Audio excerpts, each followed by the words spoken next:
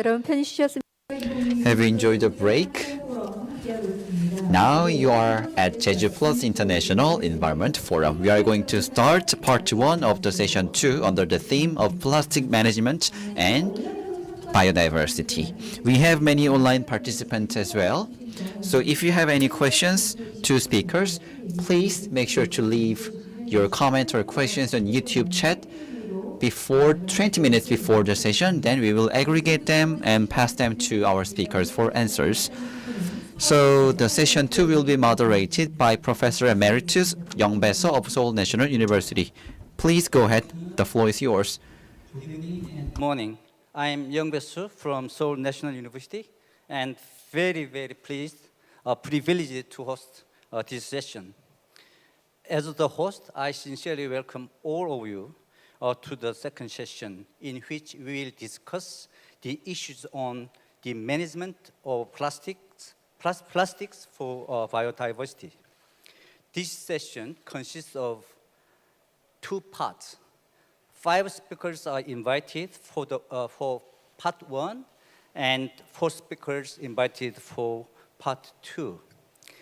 After all 9 presentations are made, the floor will be open for comment and discussion for the audience as well as speakers. Therefore, I have to ask all speakers to stay for discussions until the whole session ends. Since the schedule is very tight, I have to ask speakers to keep your time, which is 15 minutes for each presentation. Due to the time contingency we have, let's move quickly to part 1. Out of 5 speakers for this part, Dite Weiser is present on the podium with us. Dite, thank you very much for being with us here. You are the Executive Director of Innovation Center, Denmark, at the Embassy of the Denmark in Korea, right? Is that right? Would you like to add more for the introduction on yourself? Yes, that I'm new in Korea. Please hold your microphone, please. Hello. Just to add that I'm still new in Korea. This is my first time in Jeju Island.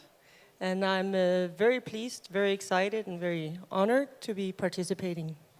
Thank you very much. Welcome to Jeju again. Thank you very much, Dite. I'll invite you again later for your presentation. My pleasure to introduce the first speaker, Dr. Miguel Gott.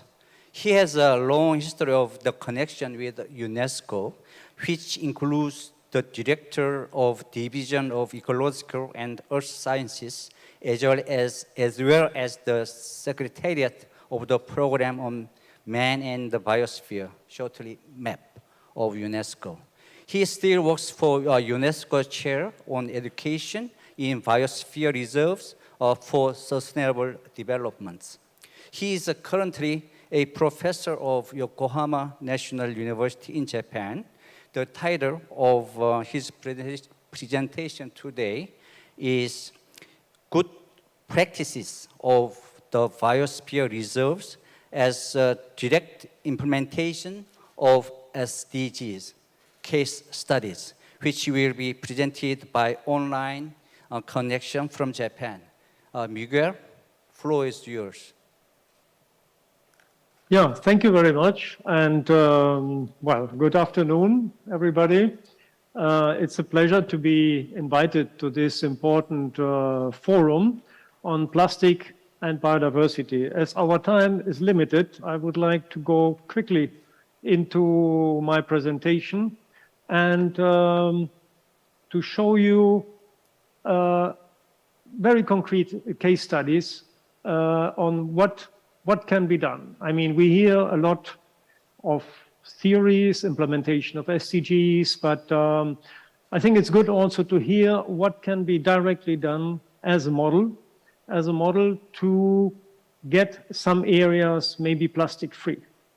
So the first one is Agüita con el Plástico en Lanzarote in Spain. This means attention to plastic in Lanzarote in Spain.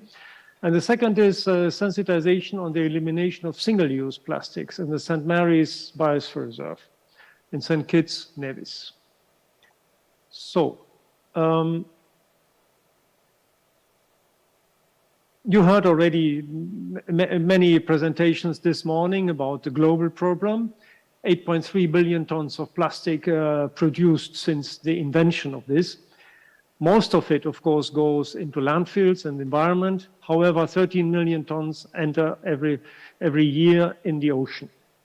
When you see, let's say you put it together in a cube, what this signifies, what can we imagine how this can be seen? You see here the Taj Mahal, the size of this big monument, but you see on the right side, of course, the size of the plastic that would be this monument. There are lots of figures. I think we heard quite some. So I would like again to repeat what UNEP has produced here. 1 million plastic bottles, 10 million plastic bags bought every minute. 50% is single-used. 100,000 marine animals killed by plastic every year. In the bottled water and in the tap water, we can find already plastic parts. Again, from a problem statement from UNEP, 99% of the seabirds will have ingested plastic by 2015. And the marine litter, and I think this is where we focus on, 600 marine species have harm from marine litter on plastic. 15% of species are affected by ingestion entanglement from marine litter. So you see here also on the left side this presentation in a more visual way. So we are really at a very important moment. What can be done? UNEP suggests, of course, a sort of making a circular plastic use, reusing, getting it deposited, but getting it away, out of the way, recycled. And so we must not let the plastic go into the open nature. I think this is the basic message that we can get of that. But now comes what can be done? You heard already earlier the Assistant Director General for Sciences for UNESCO, Shamila Nair-Bedwell, speaking on the UNESCO sites, and I would like to focus here on the biosphere reserves. Why this? Because Jeju Island is the biosphere reserve and a very prominent one. But they are, as of the decision 15 June of this year, 738 sites in 134 countries that have biosphere reserves. This includes, when you push all this together, the size of Australia, more or less 7 million square kilometers, and 276 million people live in these areas. It's only 5% of the world's surface, but I think a quite significant part. When you go further on that, on these biosphere reserves, 227 are in marine and coastal areas. They live in the area where we have the main part of this plastic pollution. And it affects what? It affects 1 billion people that lives and depends directly from corals. It affects the part of the ocean that is not protected, and only 3.5% of the ocean is protected, so there is still a lot to do. And as I already mentioned, 11 million tons of plastic waste go every year into the ocean, so this is a very high risk level for biodiversity and endemism. For those who don't know, biosphere reserves, very quickly, core area, buffer zone, transition area, including coasts and islands with surrounding marine areas. This we have to know when we are talking about a central core area, as protected site, a buffer zone, and a transition area. And this is normally where the plastic pollution is coming from. So I talked already about the SDGs, good health, well-being, healthy environment, preservation of ecosystems is a very strong part in this whole discussion. Becoming more concrete, and we go to the Lanzarote Biosphere Reserve in Spain, because I took these two examples because I think they are very, very specific to the point.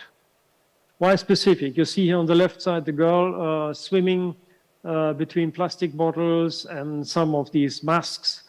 In fact, all the waste that we know and that we can find in the ocean. Why Lanzarote? Because it's a very arid landscape that normally does not produce in itself so much plastic, but that it gets on their coasts a lot of the plastic waste. This is coming, of course, partly from the island, but also from the continents due to the different drifts, due to the currents. Lanzarote also because it's very active in a network, an island and coastal zone network. This is a very important network which is sponsored and really animated by Jeju Island Biosphere Reserve and by Menorca Biosphere Reserve in Spain. This is why I wanted to focus a little bit on this. Here, I think we can imagine what it does mean, the plastic in the sea. You see, we know about bottles and this swimming in the ocean, but you see these white strips on the beach.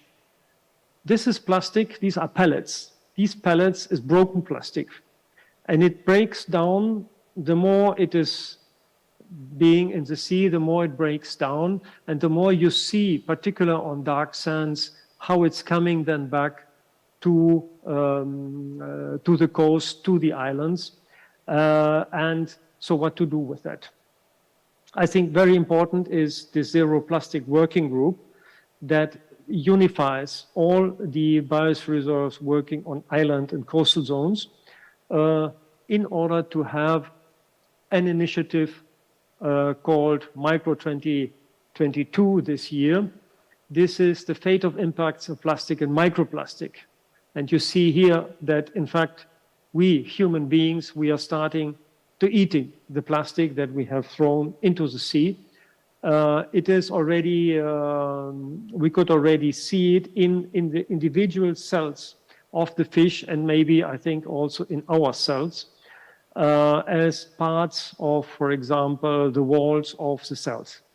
So the thing is now how to come from this plastic pollution away, because we are getting from macro to nanoplastics now. And this is by, in fact, really avoiding it, avoiding the plastic going into the sea. And in this, I would like to come back to this project on island and coastal biosphere reserve. And on one case, St. Mary's Biosphere Reserve in the country of St. Kitts Nevis. They want to start on a very concrete place on sensitization on the elimination of single-use plastic in a biosphere reserve. This is a project that should be in very short time financed even by UNESCO, and it should work on this area. So it's a very concrete area where you see it goes from the top of the mountains and up to the deep sea, and it really would like to eliminate all the plastic on land and on sea that you see there. Why is this so important? Because in the English-speaking Caribbean, the waste disposal is very complicated. And I experienced it myself that a lot of the waste is just thrown into the sea. Of course, the sea does not keep it, it gives it back to you. So some plastic is drowning to the sea, but most of it comes back, goes in the chain in the food chain, and make a lot of diseases. It's of course also a very heavy burden on the attractivity of the island. And as I already mentioned, turtles, fish, becoming entangled or die from these all sorts of plastic that is released there. You see here some figures, plastic bottles in the cleanup of the sea, 2,285 bottles, 1,845 caps just in one cleaning part taken away. Why is this important again? This project wants to make a difference. It wants to create the awareness with the people. It wants to bring in the youth, the future of the island. And they want to really get the communities to work on the mitigation of the impact. Here you see, for example, when you just once walk over the beach, what you can get in a very short time. So it's educating of the people. It's really bringing to the awareness what it does mean. It's, of course, to make recommendations, what we always call, but to get really guidelines how to do it within the UNESCO Man and the Biosphere communities. Because it is, like Lanzarote, very important to make the difference, to inform the people what is going on, and on a very concrete side, ban entirely the single-use plastic. It has to be shown that it's feasible. It has to be shown that there are alternatives. Once this is feasible in one site, you can extend the whole model for the island. Once the model of the island is being recognized as a model of really plastic-free island, and I think we heard in the morning that also Jeju is going in this direction, and I think tomorrow afternoon you will have another presentation of an island in Africa that goes in the same direction. So we have to establish these sorts of models, here in this case for the Caribbean, and in the former case of Lanzarote for the Canary Islands. Islands that receive a huge amount of tourists, that receive many, many visitors, and that are not really, these are not bad people. These are not, they do not have bad intentions. They are simply not conscious about this danger. And so we must start at a very concrete place. I think the UNESCO sites, and the ADG science mentioned this earlier, are very suitable sites because these are, let's say, prominent sites decided by the governments. So the implementation of this idea should not be that difficult. And for save some time, I will stop here, but I will, of course, stay available for the discussion. Just to this slide here, we had the 50th anniversary of the MAP program last year. The Biosphere Reserve concept is, of course, taking all the different challenges on board. And one of the main challenges would also be the 30 by 30 challenge, get 30% of the world surface under protection and 10% under strict protection. And this would be exactly the total aim of this program. So thank you very much for listening to me. I hope I was not too quick in the explanations. Kamsahamnida, and looking for a very fruitful discussion. Thank you. Thank you very much, Miguel. Thank you very much for your presentation, and you're keeping time. Thank you very much. Welcome. Next speaker is connected remotely from Africa, Cape Town, South Africa, to be specific. I am very, very pleased to introduce Ingrid Katje. She is the Director of Biodiversity, Nature, and Health at Equally Africa. She is leading the biodiversity, nature-based solutions, and health work stream, as well as Equally's global biodiversity and nature advocacy work. She will make a presentation on actions that cities and provinces can take to combat plastic pollution and conserve biodiversity. Ingrid, the floor is yours. Thank you very much. I hope everybody can hear me and see the presentation. It's a real honor to be here today, and I'm going to jump away immediately. We heard this morning, and certainly also in the opening ceremony, some really disturbing statistics on how plastic pollution is impacting on our biodiversity. I'm not going to repeat those. I've just put in two very interesting figures there. If you just imagine for yourself, 1,440 garbage trucks of waste, plastic waste that's being dumped into our ocean every 24 hours. It's a really scary thought. And if we think that in 2016 already, 6 years ago, more than 800 species had been affected by plastic debris and pollution.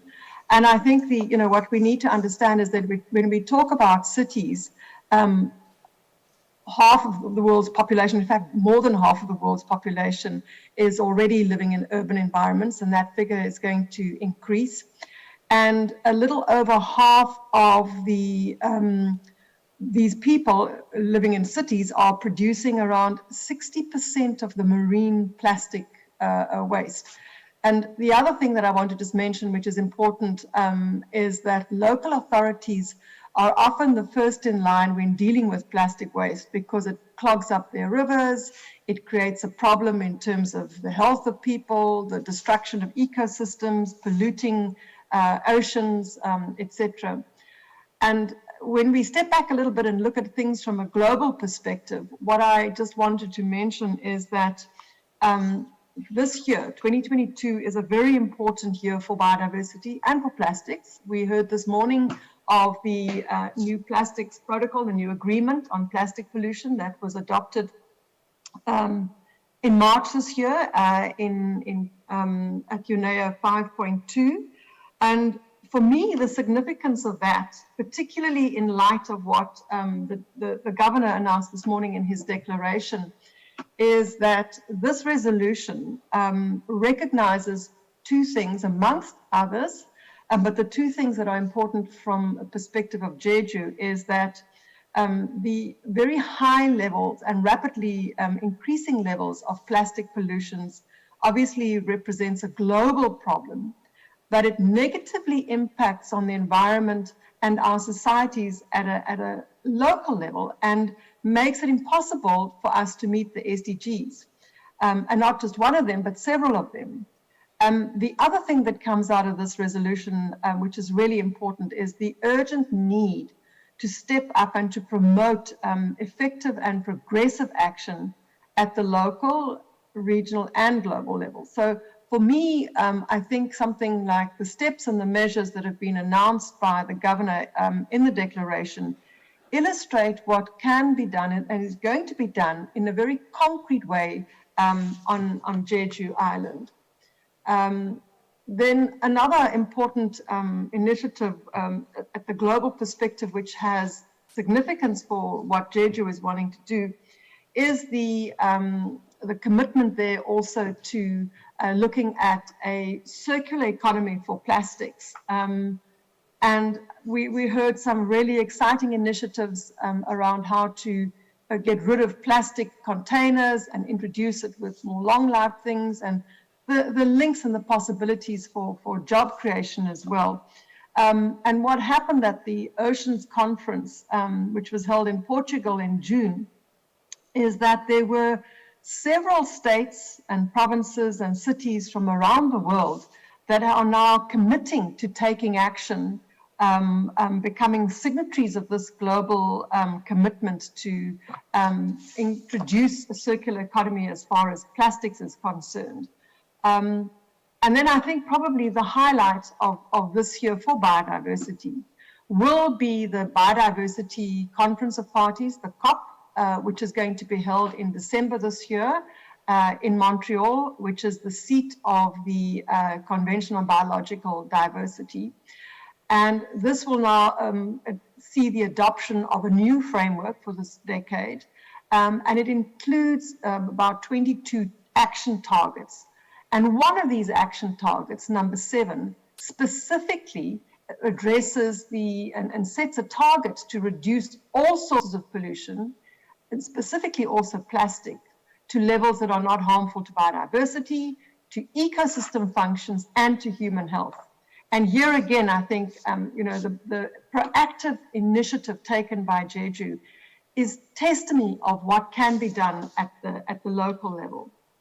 And it's the voices are going up more and more, is that cities and provinces need to commit to taking exactly this sort of action if we are to see that the biodiversity framework and its action targets will be successfully implemented, and that we don't have a repeat with the previous Aichi biodiversity targets, where the scorecard shows that there was very little progress made, and we're running out of time to protect our biodiversity and our planet and our people.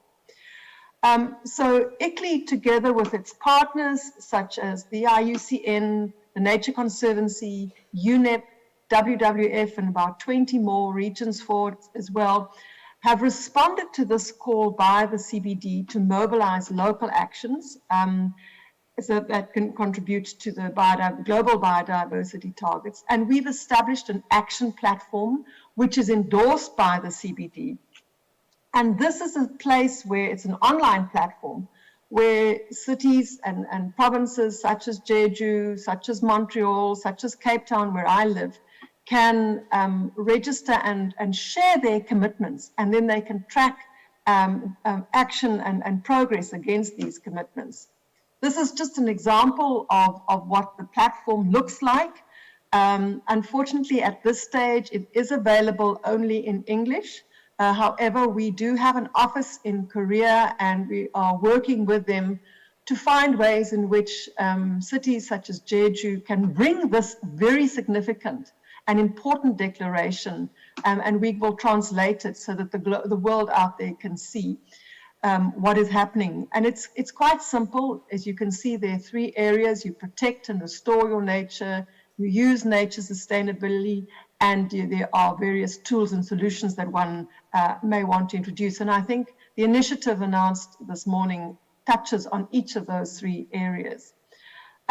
Just to give you an idea of the level of ambition from governors and mayors all over the world, here are a few. You see, for example, Montreal, Cape Town, Kochi. There are numerous, too many to mention. We have almost 240 cities and provinces already part of this platform. There's the Cities with Nature and the Regions with Nature platform. And then just the last point that I want to make is that the commitments that are being made at the local level will be showcased at the Biodiversity COP. ICLEI, together with its partners such as Regions 4 and the host city, are going to be holding the 7th Global Leadership Summit on biodiversity, which will be held as an official parallel event of the Biodiversity COP. We're focusing on action, we're focusing on implementation, and for that reason, we are going to want to profile and showcase the sorts of amazing things that are already happening around the world, and those that are being planned to take place within the next decade. So with those short words, I'm going to say thank you, and really, again, congratulations, and I look forward to seeing the fruits of this declaration. Thank you. Thank you very much.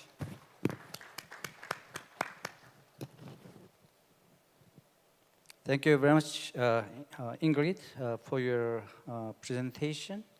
And let's move to next presentation. Our third speaker is Lynn Sorrentino from IUCN headquarters at Gland, Switzerland. She's a program officer of ocean team in IUCN. She's carrying out active roles in various responsibilities in her team.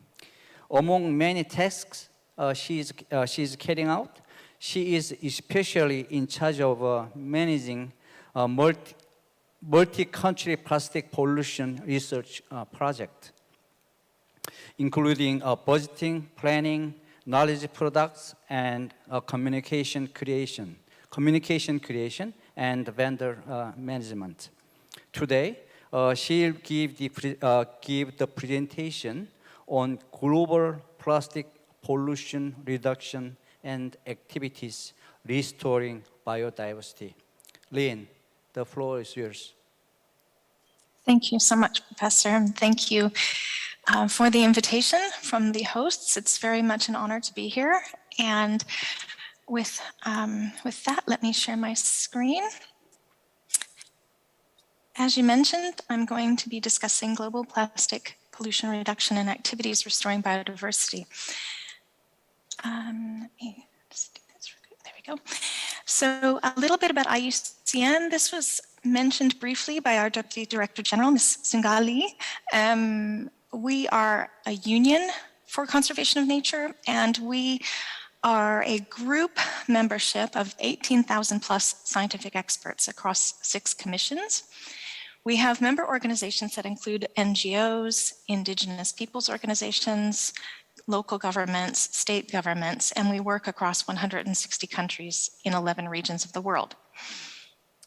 Today's talk will be on plastic pollution, its biodiversity impacts, measurement and reduction of plastic pollution, how to measure biodiversity, and how to restore biodiversity. So in terms of biodiversity impacts, we've heard from various people today about the effect on wildlife and how plastic pollution affects seabirds, sea turtles, marine mammals, and how this is quite a challenge. And when you look at what we are doing to the environment, 700 plus species have been found with plastics in their digestive tracts, and coral reefs, as shown in the image, have been deemed to be much more likely to be diseased and weakened in the presence of plastics. In terms of the economic impacts, IUCN has done quite a lot of research on fisheries, tourism, and waste management in terms of abandoned, lost, and discarded fishing gear and its challenges for marine life and livelihoods, tourism revenue and employment, and the broader dimensions of export revenue, security for livelihoods, and marine ecosystems. Plastic pollution causes problems at various levels. When we think about linking biodiversity conservation and plastic pollution, we need to look at all of the puzzle pieces. So there are lots of biodiversity tools to understand the critical issues, such as the IUCN Red List. There's protected area and management tools. Key areas of biodiversity protection that are designated from things like we've heard already today, the Man in the Biosphere programs, the different protected areas in different countries. And we also have a significant number of plastic pollution tools to assess critical points of leakage of plastic into the environment. All of these things combined together can be used to look at the impacts and then define what actions should be taken to solve the problem. So when I was asked to do this presentation, one of the items that we wanted to share was all of IUCN's plastic reduction activities in terms of measurement. Since 2014, in fact, we've been doing quite a lot on plastic footprint methodology reviews, the state of knowledge for impact assessment of plastic pollution, monetary evaluation methodologies, and glossaries. So there are lots of measurement tools that are available. I think at the last count, there were close to 40 measurement tools. And so I'm just going to highlight a few here of the work we've done with some of our partners, including the UNEP IUCN National Guidance for Plastic Pollution Hotspotting and Shaping Action. This is something that Ms. Sunga mentioned as well in her presentation. This is what we've used to support governments in understanding the key areas of pollution and the interventions that can be done in terms of policy to change this. It's about closing the plastic tap. Some of our other partners, including GIZ, have country guidance like the waste flow diagram to estimate the amounts of plastic going into the environment. This methodology complements the measurement methodology of the UNEP IUCN guidance. UN Habitat also has what's called the Waste-Wise Cities tool. And again, this further complements the work of GIZ and UNEP and IUCN. So there are lots of tools to measure plastic pollution and how to reduce plastic pollution in the environment. Once you understand at a national level or a city level even, the amount of plastic pollution that is present in the environment, how much is mismanaged, how much leaks into the environment, what is the per capita leakage, what is actually leaking in terms of polymers? Is it PET bottles? Is it low density LDPE? Is it polypropylene? Is it synthetic rubber from tires? All of these things combined with the waste management situations and the policy and priorities for intervening are what our work gives to governments so that we can actually look at the issue, identify the main areas of work, and then find solutions to address this. One thing you can see in terms of my example here, this is about mismanaged waste, protected areas, and species richness in Vietnam.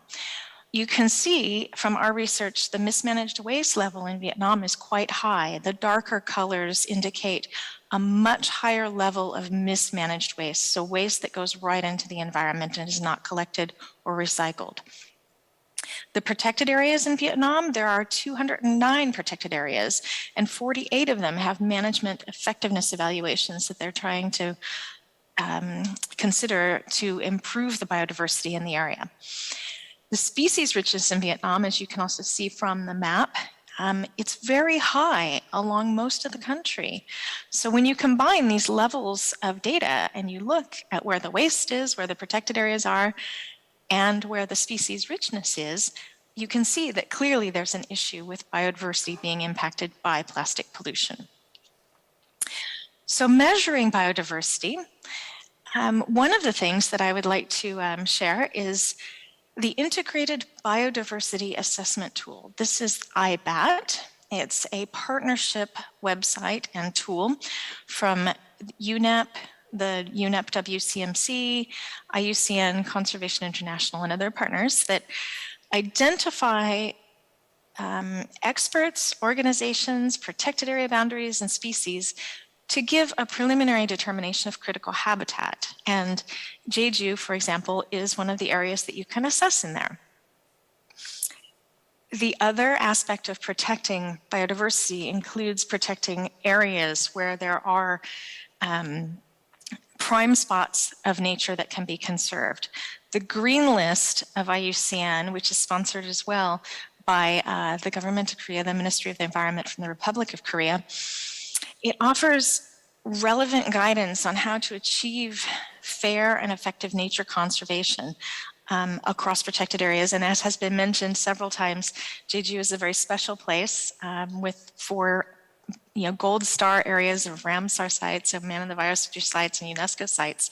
So the green list is something that we are trying to expand globally to conserve biodiversity and also have it work with the other issues of pollution to make things better for the biodiversity.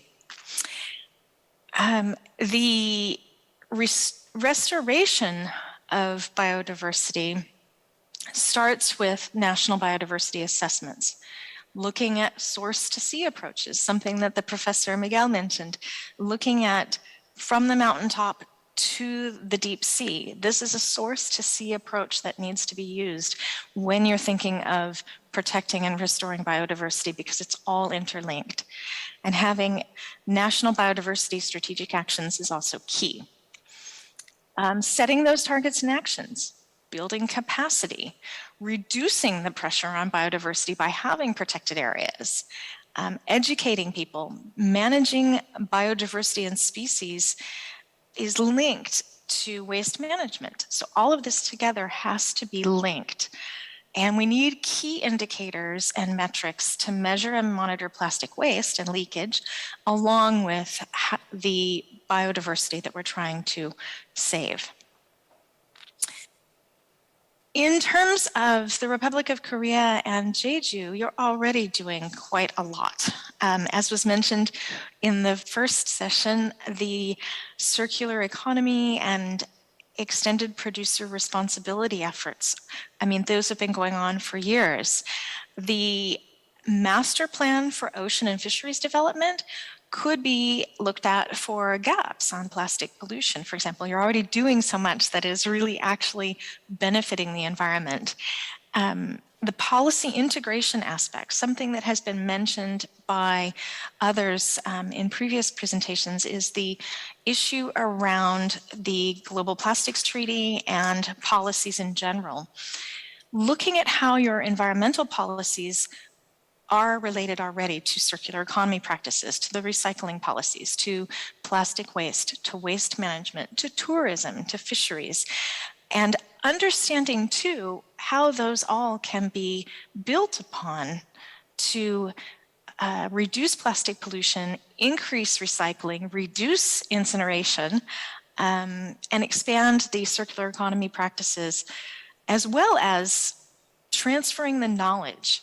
One thing that I was doing some research on with the Ministry of the Environment website is how amazing the amount of work that is going into recycling and circular economy and other things within Korea already.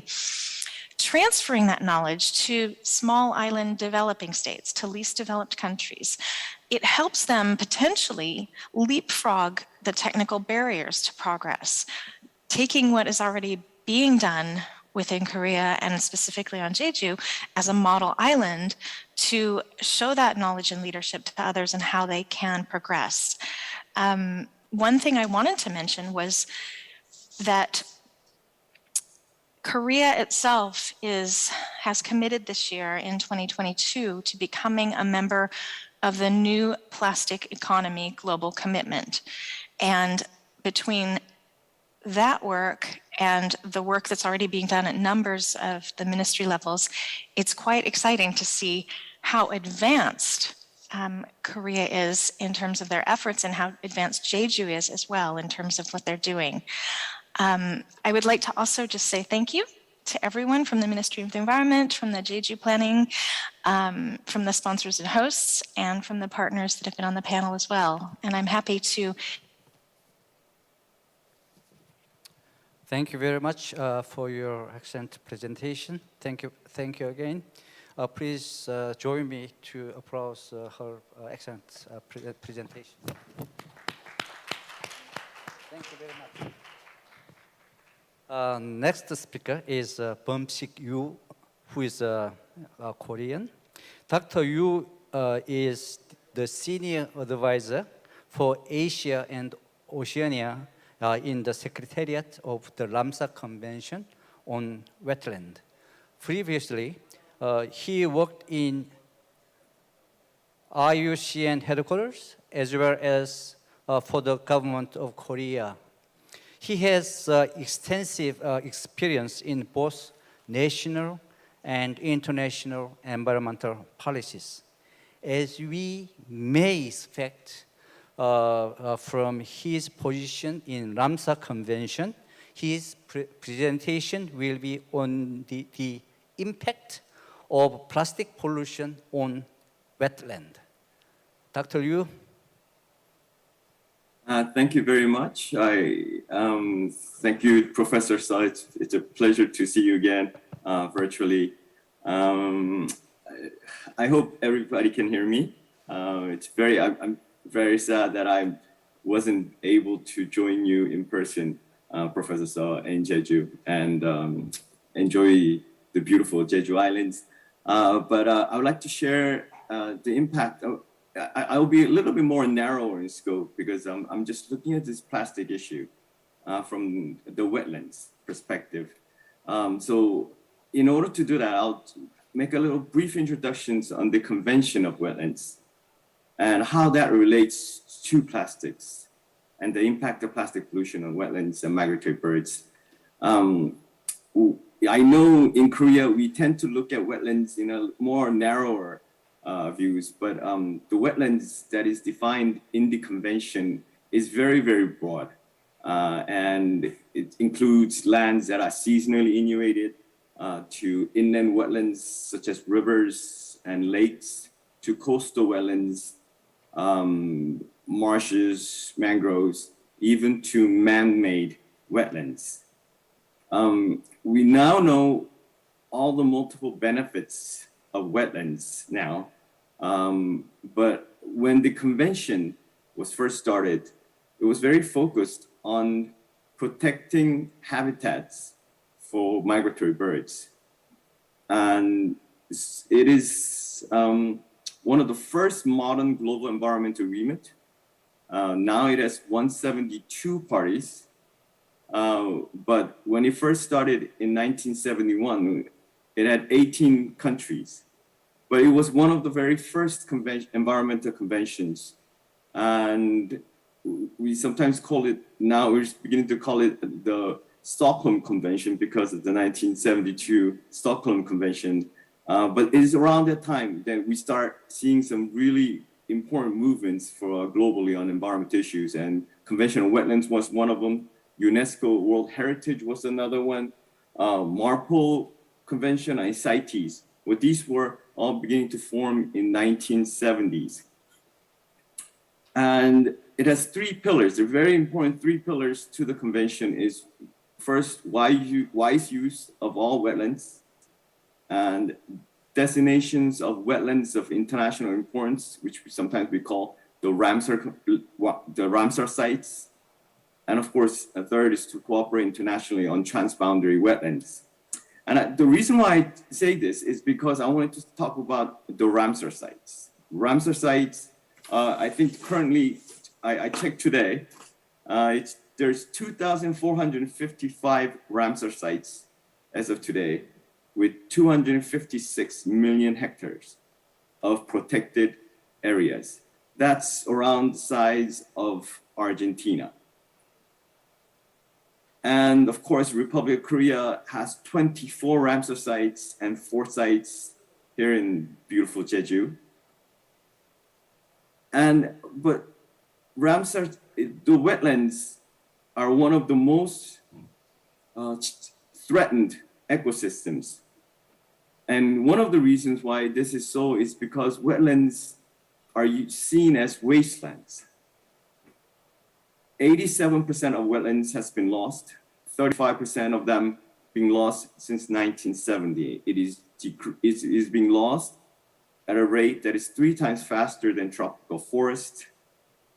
And of course, we know that there are so many important wetland dependent species, and it is where all the wastewaters are being thrown into. So globally, there's over 80% of wastelands that's released to wetlands. And it has very, very multiple benefits. And one of the important benefits that we're realizing now is that wetlands are the world's largest carbon storage. It's mangroves, seagrasses, peatlands has 3 times more capacity to store carbon than forest. But more closer to today's discussion, wetlands are purify and filters harmful waste from water. And so protecting wetlands contribute to all 17 goals of SDGs. Wetlands contribute to 75 SDG indicators, and the Convention on Wetlands are co-custodians with UNEP on SDG indicator 6.6.1.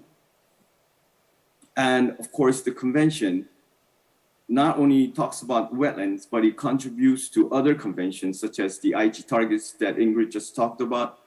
And then, of course, we'll be contributing to the new global biodiversity framework, and of course, Sendai framework, and also the Paris climate to combat climate change. And if the global plastic treaty is signed, of course, we will be contributing to that process as well. And now I'll move into plastics. And I know many of the speakers today talked about the numbers. And we talked about and why this plastic issue, the numbers are so important. It is because it floats around for decades and decades. And the numbers will be far greater than, the numbers will start being greater than the fish in our oceans. And one of the pictures that really touches our heart is, and to realize that these plastics are already a very big part of our food chain. And my previous speakers talked about how many species are being affected, especially the marine and coastal species, due to these plastics. And I think Dr. Miguel Klusner discussed this a little bit, but the number of seabirds dying from plastics is estimated at 1 million every year, and 90% of seabirds have plastic in their guts. And this will reach 99% by 2050. And this is a number that was put out by the Convention on Migratory Species. And so I would like to discuss a little bit about what Lynn talked about. So how does this plastic and waste get into our seas and oceans? And I think this is very important because it talks about, we start beginning to understand how we can intervene in terms of addressing these plastic issues. I think a few years ago, I think there was quite a bit of a study done that says 10 rivers in the world pollute around 90% of plastics to the oceans. And I think there's more studies now, and we realize that it's not just those 10 rivers or 5 rivers, but it is more rivers contributing. So that means all rivers are the highway for plastics that leads into the oceans. And I just wanted to briefly share a research study that was done in Mediterranean Europe. There's 2 Swiss NGOs conducted this study to look at how much microplastics there are in Geneva and in the Mediterranean. And I know Professor So has been in Geneva many times as he was a council member for IUCN, but Lake Geneva is a very pristine lake in the very high area in Alps, and this lake and the Rhine River runs through it and it leads down to the Mediterranean.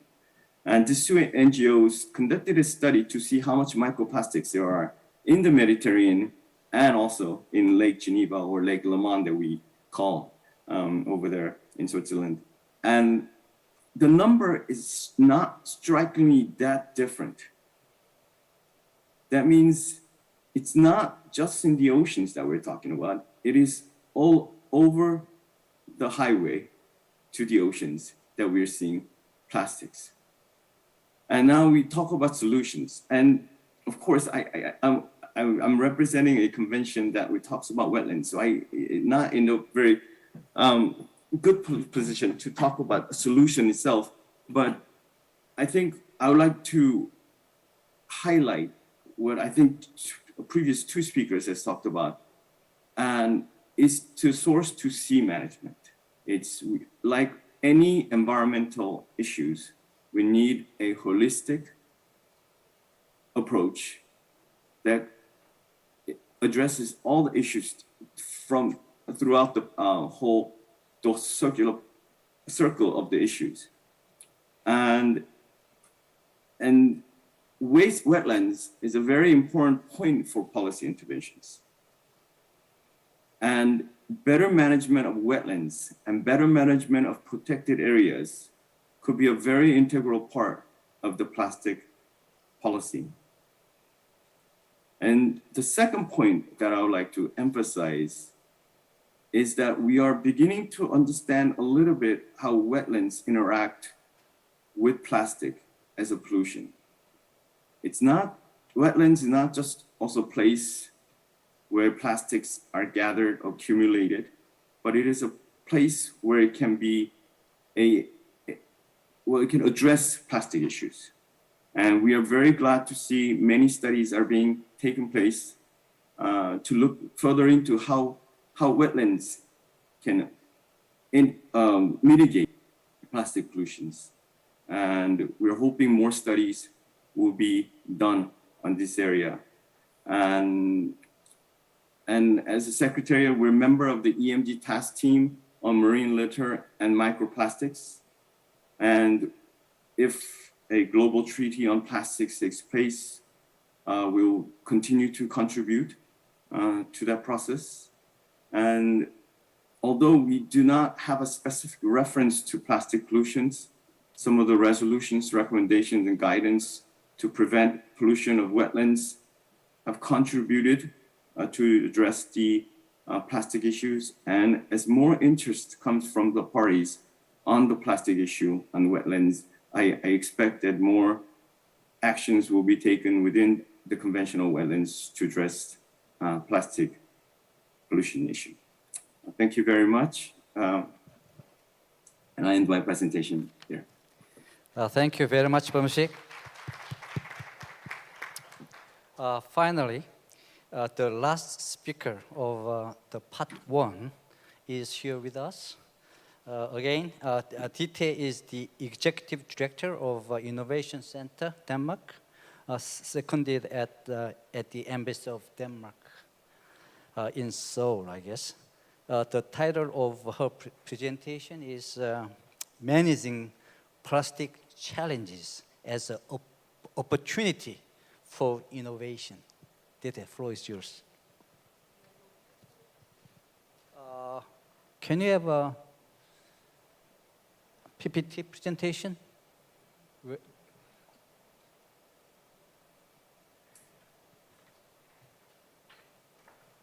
Oh, okay.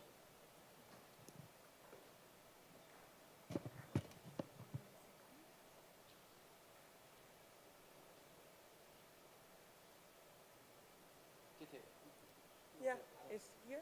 No, it's not showing here. Oh, okay. Everybody will see it on All the right. monitors. Good afternoon, and thank you very much for the opportunity to present here today. There we go. Thank you. Thank you. I'm the director of the Innovation Center Denmark here in South Korea, and we are, as you say, based in Seoul. Now, this event is being set in the beautiful location of Jeju Island, and the message I have is about building bridges, connecting our knowledge, our experience and strategies to manage the global challenges of plastic and biodiversity. I am reiterating what has already been said today, the many inspiring and informative presentations, and also responding to the encouragement by the leadership present today. As the headline of my presentation states, I want to focus on the role of innovation and how it must be integral to how we manage the challenge. You might think, why are we here in Korea? We work on the mandate of the Danish government to advance the green transition and sustainable development through international R&D collaboration. We are a joint venture between the Ministry of Foreign Affairs and the Ministry of Research and Education. From the rationale that we need knowledge, education, and research and business, new and established companies to drive the sustainable development. Our Innovation Center in Korea is one of just 7 centers globally. Firstly, because South Korea is one of the world's leading places for development of the technologies and competences needed to accelerate the green transition. Also, Denmark and Korea have strong bilateral relations, and both co-founded the Global Green Growth Institute, and we upkeep a high-level green growth alliance. So for us, South Korea is very much a strategic partner. Our activities are strategically founded on the Green Research Strategy, which was released in 2020 and has been allocated 1 billion kroner to be implemented for the past 2 years. The strategy is mission-driven, which is to say that it's based in challenges and it's focused on creating groundbreaking new results through collaboration. Plastic waste is one of 4 missions that we see as crucial to advance and succeed with the green transition. There's CO2 capture and storage, green fuels, sustainable food production, and then plastic waste. The mission to reduce plastic waste is seen in very close connection with the transformation to a circular economy. Also, we are founded in international collaboration. The connection to global policy, trade is important. We cannot achieve the results on our own. The concept of economic diplomacy stresses the connection to political commitment and direction to foster new markets. We therefore also work with a strong sector focus, connecting to green transition, health, and digitization. From all the country examples and presentations we heard today, I think there is broad consensus to pursue this strategy of knowledge, policy, and economy in an integrated way. Now, the dire topics that we addressed today on plastic and biodiversity are major problems that need to be fixed.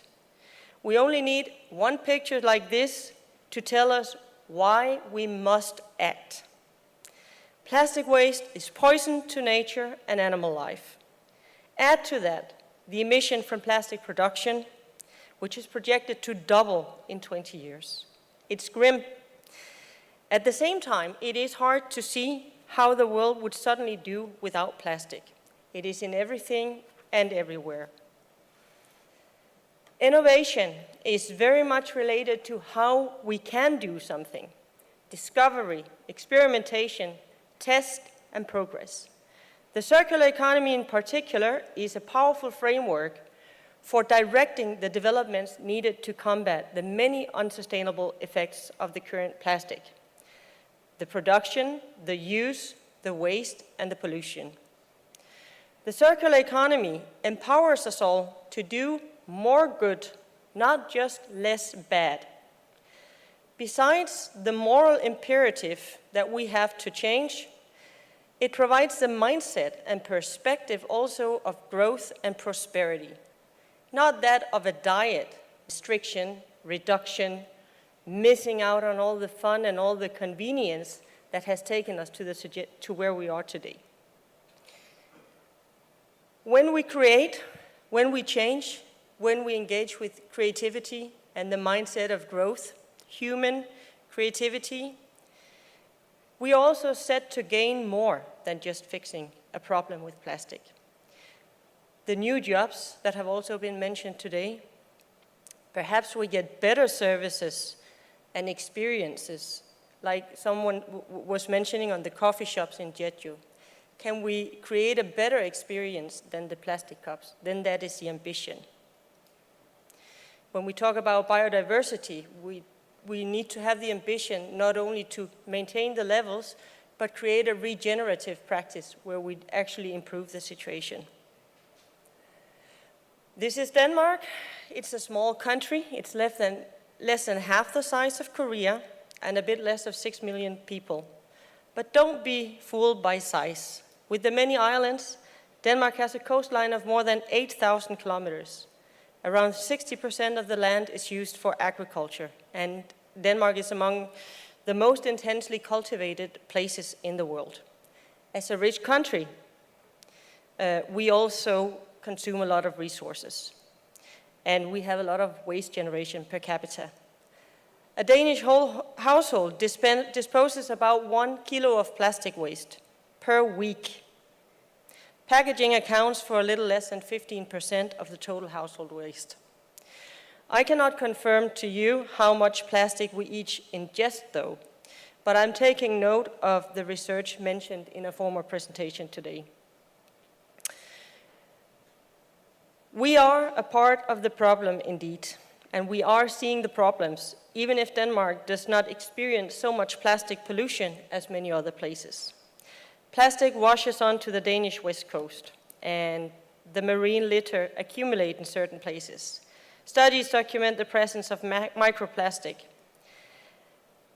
Notably, our young generation and children engage in this problematic. Actually, 99% of the Danes think there's a huge problem with plastic in nature and are concerned. But our children also engage. They do it out of concern and because they want to see action. And their behavior is good news, and we need to reflect their contribution also in innovation. As you know, one of the superpowers of our children is their honesty, their ability and courage to speak and state the obvious. If the emperor has no clothes, the children will expose us. So let's listen to the kids. They are great innovators. I will speed up a little bit, sorry. The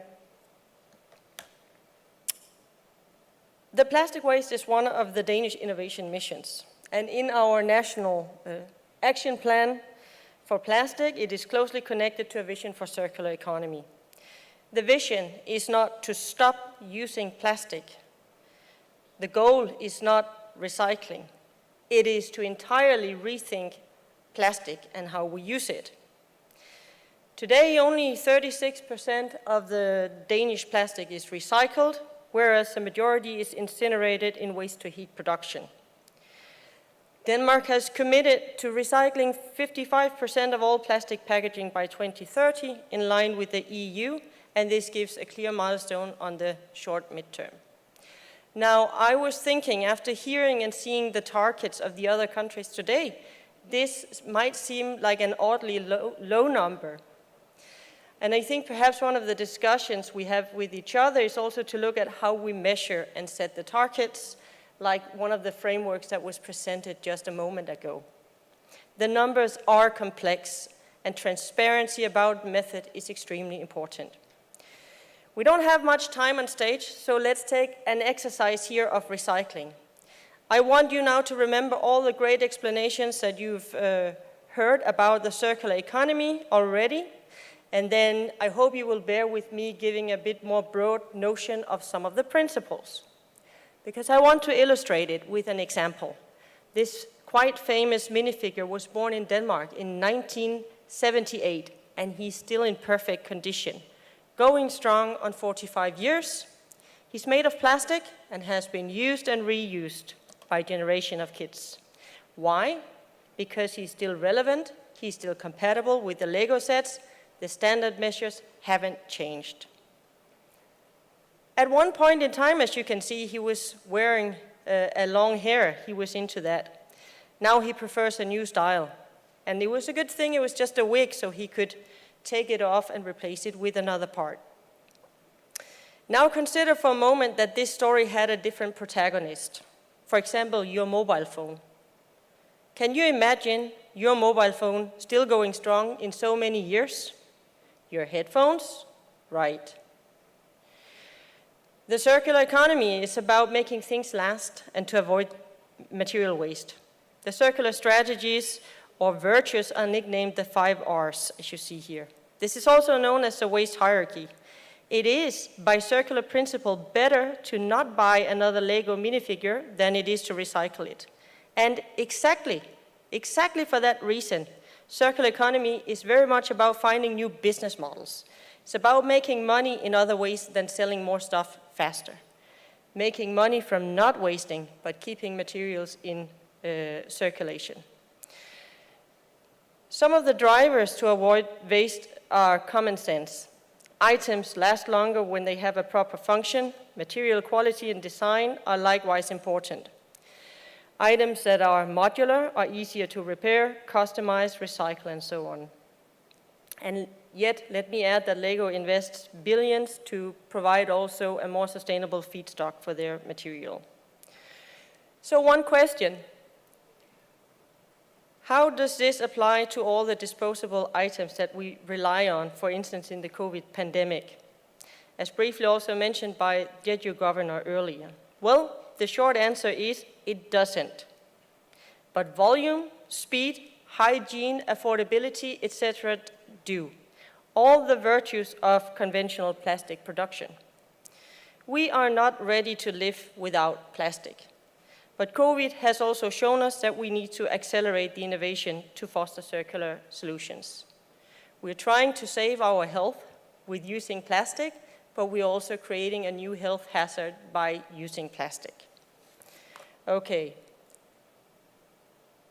This is a vision for a circular plastic value chain. We need a functioning market for circular plastic. And there has been already said a lot about this, but we need to look at the feedstock, we need to look at the production, we need to look at the business models for recycling or reusing, all the way, because we really need to avoid the recovery in waste to heat. That's the last resort. So I want to show this because it would be a good investment to do this and also do more than we are obliged to do. This report is a business case for new plastic economy, and it has been made with the inclusion of many stakeholders. It's available online if you want more details. The business case for taking lead in a new I was going to say that just by using some of the recycled material as input, Denmark could save 1.6 billion kroner per year. And there are many more benefits, as we've talked about. The export of recycling technologies, the new job creation, the saved cost on ecosystem deterioration. But as has also been mentioned, we need to enable the circular economy with a lot of hard measures and soft measures. Anything from bans of disposable plastic, single-use plastic, but also the incentives that we have through our R&D programs. We need hard regulatory measures, and we need mobilization of industry. We need collaboration in R&D. Also, the management by EPR, which has been mentioned several times. The Danish Innovation Fund, along with the Europe's Horizon programs, are channeling investments into this area with academia. And this is something we should also discuss. How do we connect our investments and financing instruments to make new solutions that are truly global? Let's also try to rethink that. Because from the vision, what we need to do is to go into a functioning market. That's when it makes sense, and that's when we get everyone on board.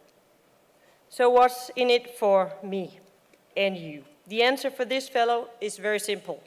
Quality of life or just life. We will gain a lot as a society and economy by maintaining the value of our ecosystem. It's our raw material, it's our water, it's our food, it's our medicine, it's the very air we breathe. So it's quite obvious. I want lastly to say that in Innovation Center Denmark, our mandate is exactly to elevate the Danish innovation through international collaboration. We are here to make the bridge between our countries wider and shorter. And just a very few topics that we are working with today. Because we need Danish companies to have access to the relevant technologies and the strongholds of Korea. It's the sensors and robots that are extremely important to making the mechanical sorting and the recycling technology viable. As we speak, we have Korean PhD students in Denmark in a camp. We're very happy of that. We also see interest into some of the biomasses like the seaweed. Korea has so much knowledge in this field, and we need to transfer it to the Danish ecosystem. And we are actively looking for partners to help us with this. Circular cities with smart urban development and the waste management. Like it was mentioned, this is happening in the cities, the city governments, and the smart management of this is crucial. Having city delegations come back and forth is proving to be very inspiring and fruitful to learn from each other. We're also working in defining a partnership with the Jeju Island on the green transition, I'm very happy to say. And also, metaverse is here. Why is that, you say? Well, metaverse is a virtual world. When we consume virtual products, digital fashion, etc., it's also relevant because these skins do not need washing or release microplastics. Could metaverse change also our behavior and let us have some of the pleasure and consumption happen online instead of in real life? We see the youth doing this, so let's also not rule out solutions like metaverse as part of the solution. We want to explore it, and we know that the companies are interested. We're not done building. I don't have time for more details. I've gone over. I'm sorry, but I invite everyone that is interested in working with us to please get in contact. Thank you.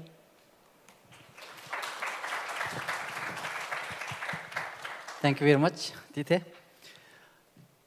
Well, actually, we had 5 excellent presentations from various regions around the world and at various levels like city, province, and national levels as well as global levels in wetland, in biosphere reserve, and also in some case studies for some countries. So this brings us to the end of part 1. So let me hand the microphone to her. Thank you very much for your active debate and share your very information for this. 해외 사례를 통해서 다양한 We experienced many overseas cases and talked from multiple aspects of the plastic waste. I'd like to express my gratitude to moderator and presenters and all the speakers who are with us on the Zoom platform. Please give them a warm round of applause once again. Thank you so much.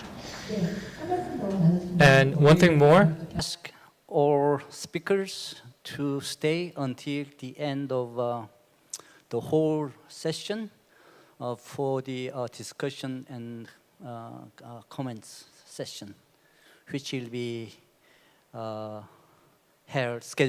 which is scheduled at the end of this session. Thank you very much. 네, 고맙습니다. Thank you so much for the introduction, for the panel discussion at the end. That concludes the part 1 of the session, and we'll arrange the stage for part 2 of the session. So we will begin at 3:05 precisely. 5:05. Thank you.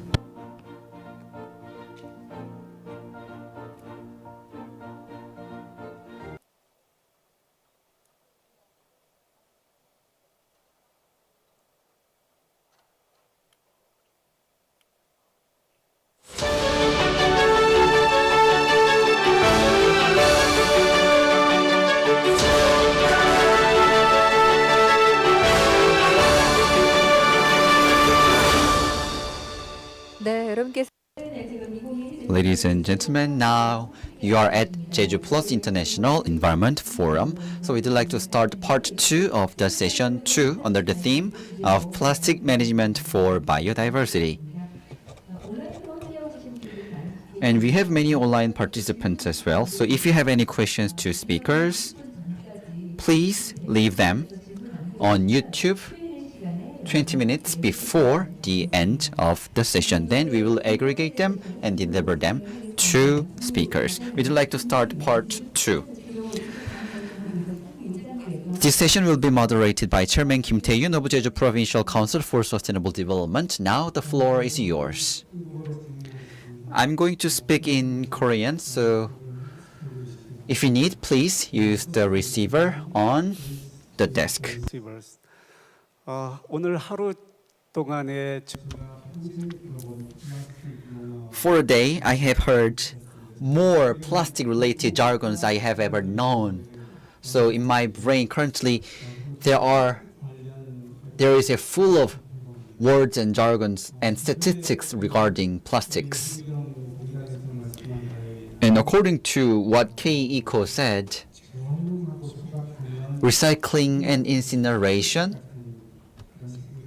may make you think that plastics disappear. But in every 15 years, concentration of microplastics in ocean has been doubled. So rare metals are in the ocean, molybdenum, gold, silver, and copper. But the concentration of plastic is 100 times larger than the concentration of those metals in the ocean.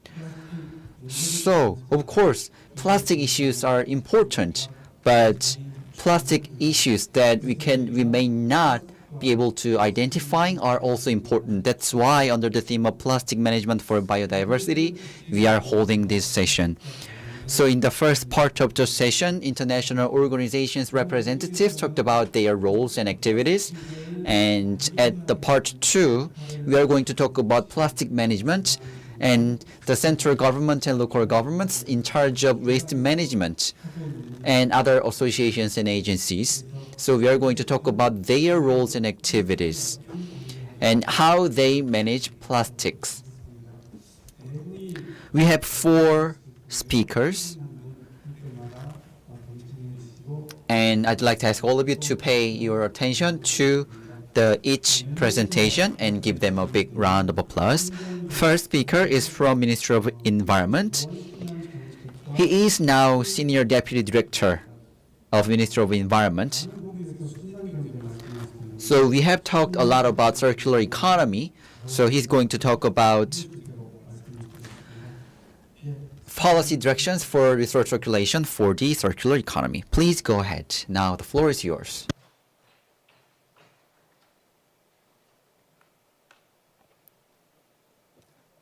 참고로 For your reference, I'll give 15 minutes to each presenters. Please keep your time so that we can have ample time to the following speakers.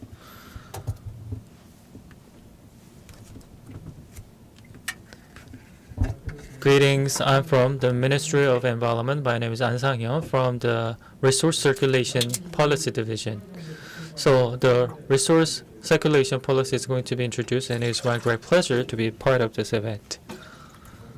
First, Korea has multiple policies for resource circulation, and let me give you some history of it. Korea's waste management policies at the very beginning was all about the safe management of the waste.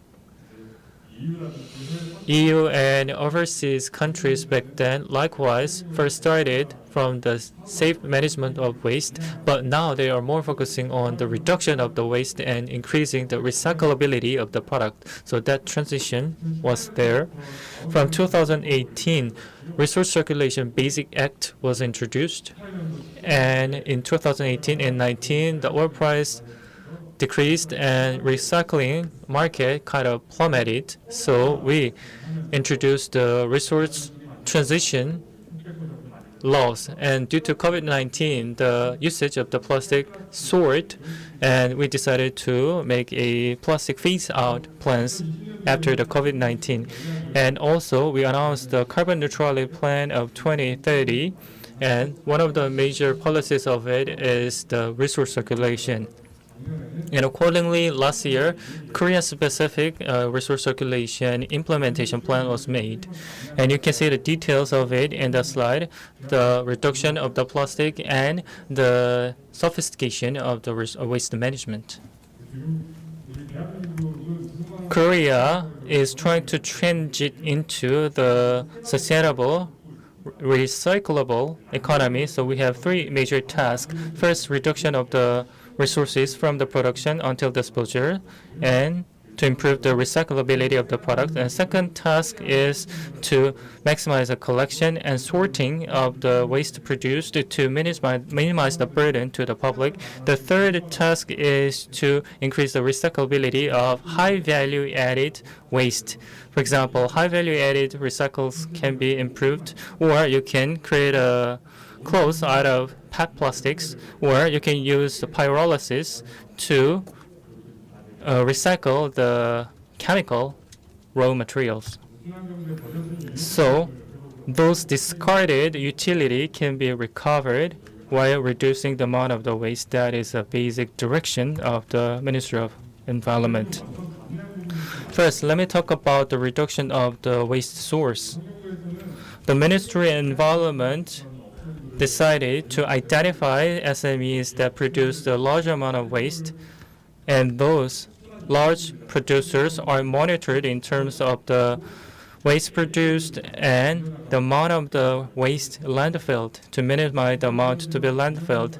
SMEs where veteran companies have little financial power, so when compared to the large companies, facilities or infrastructure would be very weak. So those kind of infrastructure establishment fund will be supported.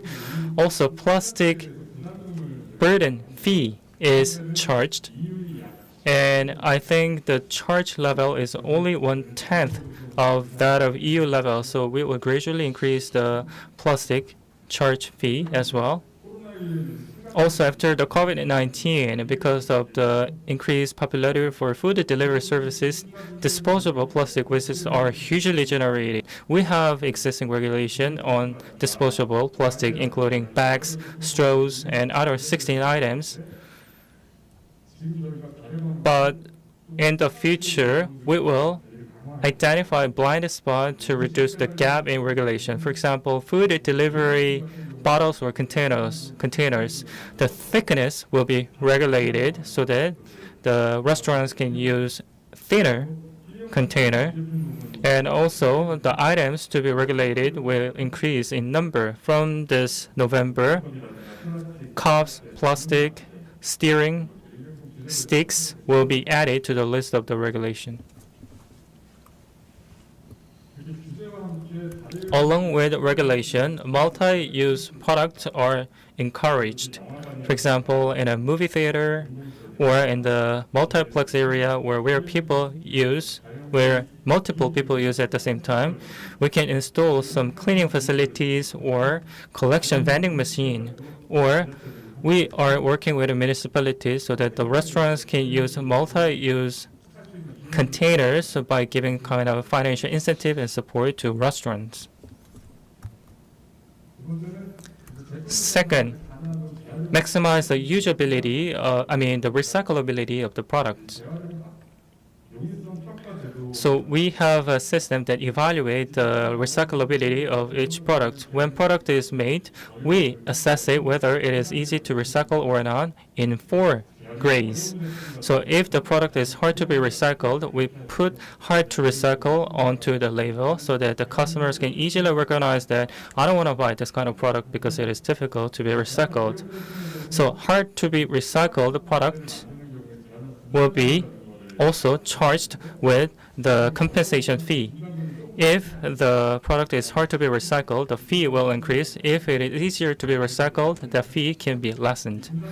So that burden fee, for example, is charged on PET bottle nowadays, but paper bags and glasses will be charged as well in the future. Next, we have a system called the designated recycling businesses. For example, those who produce the waste steel or plastics need to use the recyclable raw materials. In the past, we had no that kind of mandatory regulation. However, nowadays, plastic producers are now classified as mandatory recycling businesses. We haven't set the exact percentage yet, but by 2030, at least 30% of the raw material should be from the recyclable raw material. Also, if they use more than a certain portion, let's say that more than 30% or more than 50%, that kind of proportion can be written on the label of the product, and that product should be purchased and procured by municipalities to some degree according to the regulation to be written. Actually, it is pending in the National Assembly, but soon will be passed. Next, to improve the recyclability, we need to lift the regulation in some areas. For example, when it comes to waste, safe management should come first. So it is very difficult to change the regulation because the regulations specify the technology that could be used for waste management. Even if the technology is good, it cannot be used unless it is written in that specific law. But still, they can go through the recyclable environmental impact assessment to get kind of shortcut approval, and we will expand this kind of shortcut or fast track system to use more technologies. And we will also introduce the regulation sandbox so that we can give some kind of temporary approval or allow some area where their technology can be demonstrated. Also, we decided to make a notification for recyclable resources. When wastes are collected and transported, they need to comply to all the strict regulation of waste management. For example, they need to be registered, and they need to get a license of waste manager. Otherwise, they can manage any waste. But if they meet the requirement, they can be exempted from all those kind of regulation. We had that kind of resource circulation notification system in the past because if the business is already registered as waste managers, they can apply to this kind of notification. However, instead of designating a certain businesses as designated businesses, we can designate a certain item which can be exempted from this kind of existing strict regulation. So this is another example of regulation lifting. Next is public collection and disposal responsibilities. All the waste should be managed within the cities or districts that produce those waste. So to put it quite simply, let's say that here's a waste A, and that waste A was produced from A, and sometimes that A is delivered to area B and disposed. So that means that the waste bag price should be 3 times higher in the A region than the B region if we introduce the PPP system. So all the waste must be all managed within the source of production. Also, direct landfilling will be restricted when it comes to the residential waste from 2026 for metropolitan area and from 2030 for non-metropolitan area. All residential waste and only residues of the waste or waste that went through the first round of the separation or sorting can be only directly landfilled. Also, next is a transition into the public responsibility system. For example, if the waste are produced from apartment, which can be recycled, for example, waste steel, plastic, waste vinyls, should be managed by the committee of the apartment, and actually they had a contract with waste collectors. But when the oil price goes down, waste collectors sometimes refuse to collect anything from that apartment because of low oil price. But nowadays, going forward, municipalities will sign a contract with those garbage collectors so that they can collect all those waste from those apartments regardless of the profitability. And all the profits coming from those kind of waste management will be returned to each apartment so that they can use it for their own purpose. So by doing so, we'll be able to maximize the utility of the existing system. And when the waste market is in a difficult shape, maybe we can collect all the waste into a certain spaces, and when the market situation gets recovered, maybe we can get those waste back to each region. Also, harmful waste should be managed by the central government to some degree, so we will build some kind of infrastructure where they can manage hazardous waste. Also, for a vulnerability region, we will improve the existing infrastructure and facilities. For example, in a local region or single detached house regions, collection of waste is very difficult. Agricultural waste, waste vinyls, or waste fertilizer bottles are collected by the government, or the reflection films or the sewing plants must be collected as well. Also, additional facilities will be built by the central government so that we can sort and collect all the agricultural waste to reduce the burden of the municipalities. Unlike apartment, single detached house need to be informed where they need to collect the waste. So for those vulnerable regions, as you can see on this slide, we will build the recycle village area so that they can collect all the waste or recyclable waste in a single area. Next is the helping policies for sorting processes, because in the past we manually sorted all the waste, which means that human beings need to do the sorting by their own hands. So when the input is 100, half of them are just wasted because it's impossible to sort everything. But we will mandatorily introduce the optical sorting system with the support of the government so that we can automate the sorting process. And when the waste are collected, we will create a truck where the compression level is lower than the existing level so that we can improve the sorting capability and the recycle capability as well.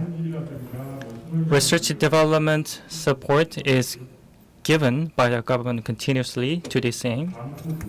Next is high quality, high value added material recycling. PET, transparent PET bottles are separated beginning from 2020 December, first from apartment, and beginning from this January, even single detached house need to separate transparent PET bottles as well. That transparent bottles will be processed in a special facilities, and they are subsidized by the government for their facilities and processing fees as well, so that we can improve the sorting of transparent PET bottles. And also, transparent PET bottles were not allowed to recycle to make the food container because of the safety concern. However, from production up until the sorting, everything's are very much strictly regulated by the Ministry of Environment and key CDC. And if the waste meet all the regulation of key CDC and the Ministry of Environment, they can use it to produce the food containers. And also for electronics and appliances, there are so many rare materials embedded in it. We rely on the import heavily for raw materials, so maybe we can expand the installation of the collectors or vending machine even towards the agriculture area. The countryside region, we can improve the collection of the rare materials. Also, more and more waste batteries will be generated due to the high penetration level of EVs. So we started to sell the waste battery to the private processors beginning from this year because there are so many valuable materials within the waste batteries. So those batteries are being recovered by private players. R&D support is given and waste battery cluster is being formed in Pohang region. Next is another focus area, chemical recycling of waste plastics. In the past, actually, plastics mostly used for kind of physical recycling. So when the component is more than 2, and when when there is impurities, we have no option but to landfill it. But those hard to be recycled can be also pyrolyzed, so that we can create some kind of oil or naphtha to regenerate plastics. So that kind of chemical recycling process is being tried. Those sorted waste vinyls can be re-sorted in a special facilities, and also waste plastic bags. There are so many waste vinyls in it, so we can tear those bags apart so that we can do the second round of sorting to produce some meaningful materials out of it. Also, public facilities will build more pyrolysis facilities. We decided to build 4 units within this year and 10 units up until 2026. ASCII, Geocentric, GS Caltex, those large companies also are joining this effort to build pyrolysis facilities and put those into the raw material lines, and they are doing kind of demonstration whether it causes errors or not. So these are some of the examples of the common effort so that we can go beyond the physical recycling into the chemical recycling to reduce the plastic waste. Thank you so much for your kind of listening. 네. Thank you very much, Mr. An.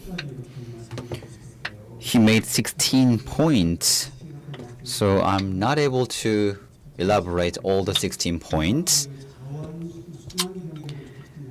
Maybe to promote a circular economy, stakeholders should be able to engage easily.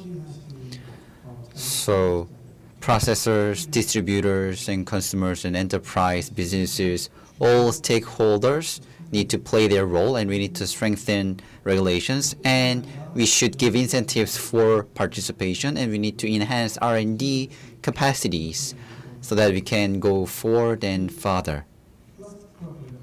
When it comes to plastics, chemical recycling is one of many methods. So with pyrolysis, we can shift waste plastics into other usable materials. Once again, Senior Deputy Director An Sang-hyuk of Ministry of Environment, please give him a big hand. Thank you.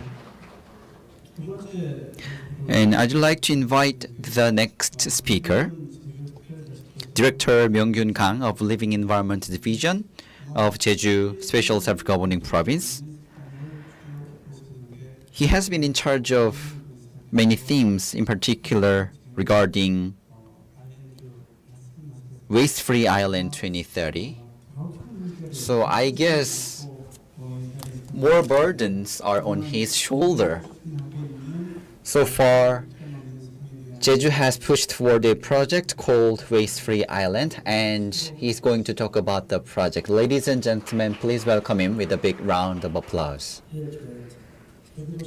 As has been introduced, I'm Director Kang Myung-gyun of Living Environment Division of Jeju, Special Self-Governing Province.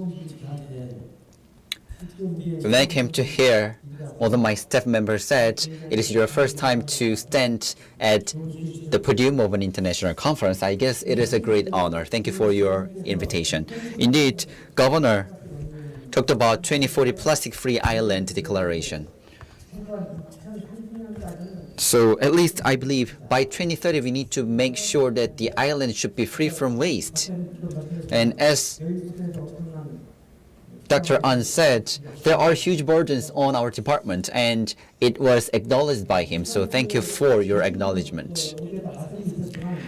So many have been talked, and Jeju is UNESCO Triple Crown, and it has 4 and 5 Ramsar sites. So it is a treasure-like island, but the population of the island has increased as well as the visitors. So in just 10 years, the volume of waste has been doubled, and per capita waste generation is the highest in the country. So when it comes to per capita generation, if you look at the equation for that, so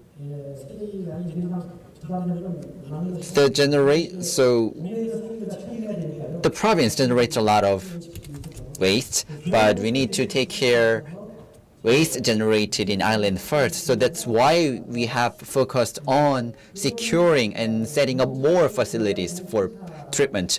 So in particular, for the first time in the country, we built a single-family house building where staff members can support residents for recycling,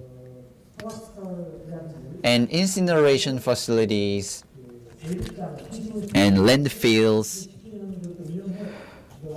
have been operated since 2019. It's been 3 years, and we saw that per capita disposal of waste has decreased, so which led to an increase in recycling rate and decrease in the rate of landfill and dumping. So management of waste has been a bit stabilized. So that's why we started to change some policy directions. We have exported waste to the Philippines.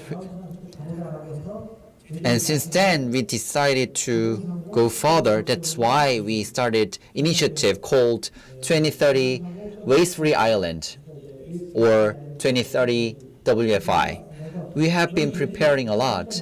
Then how we should do? In 4 areas, we set 10 core agendas to deter the generation of waste is first. Second is infrastructure, and 3 agendas are under it.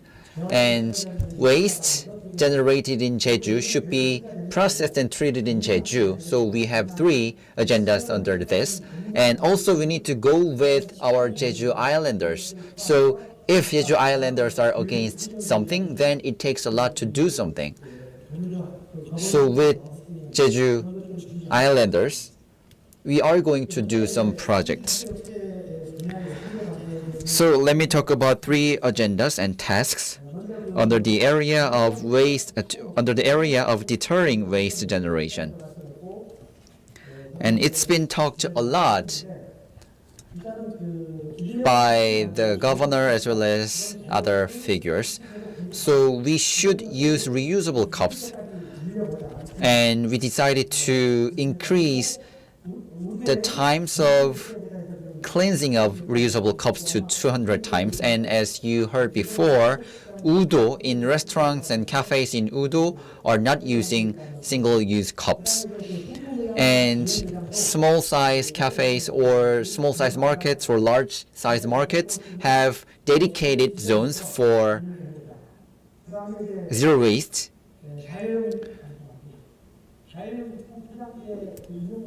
And also, we are going to expand the retail networks for multi-use retail packaging.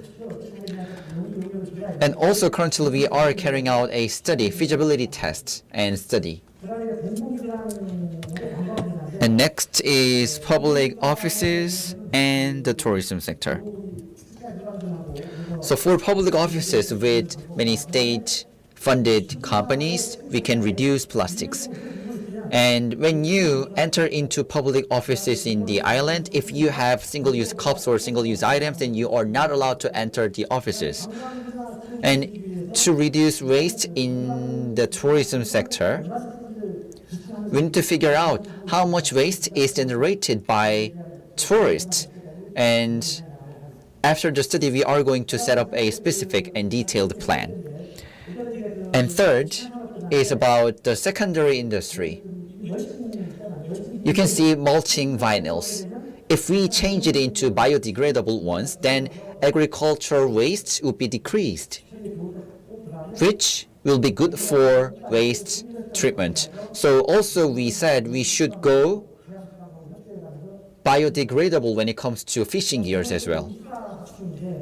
And second is securing enough infrastructure.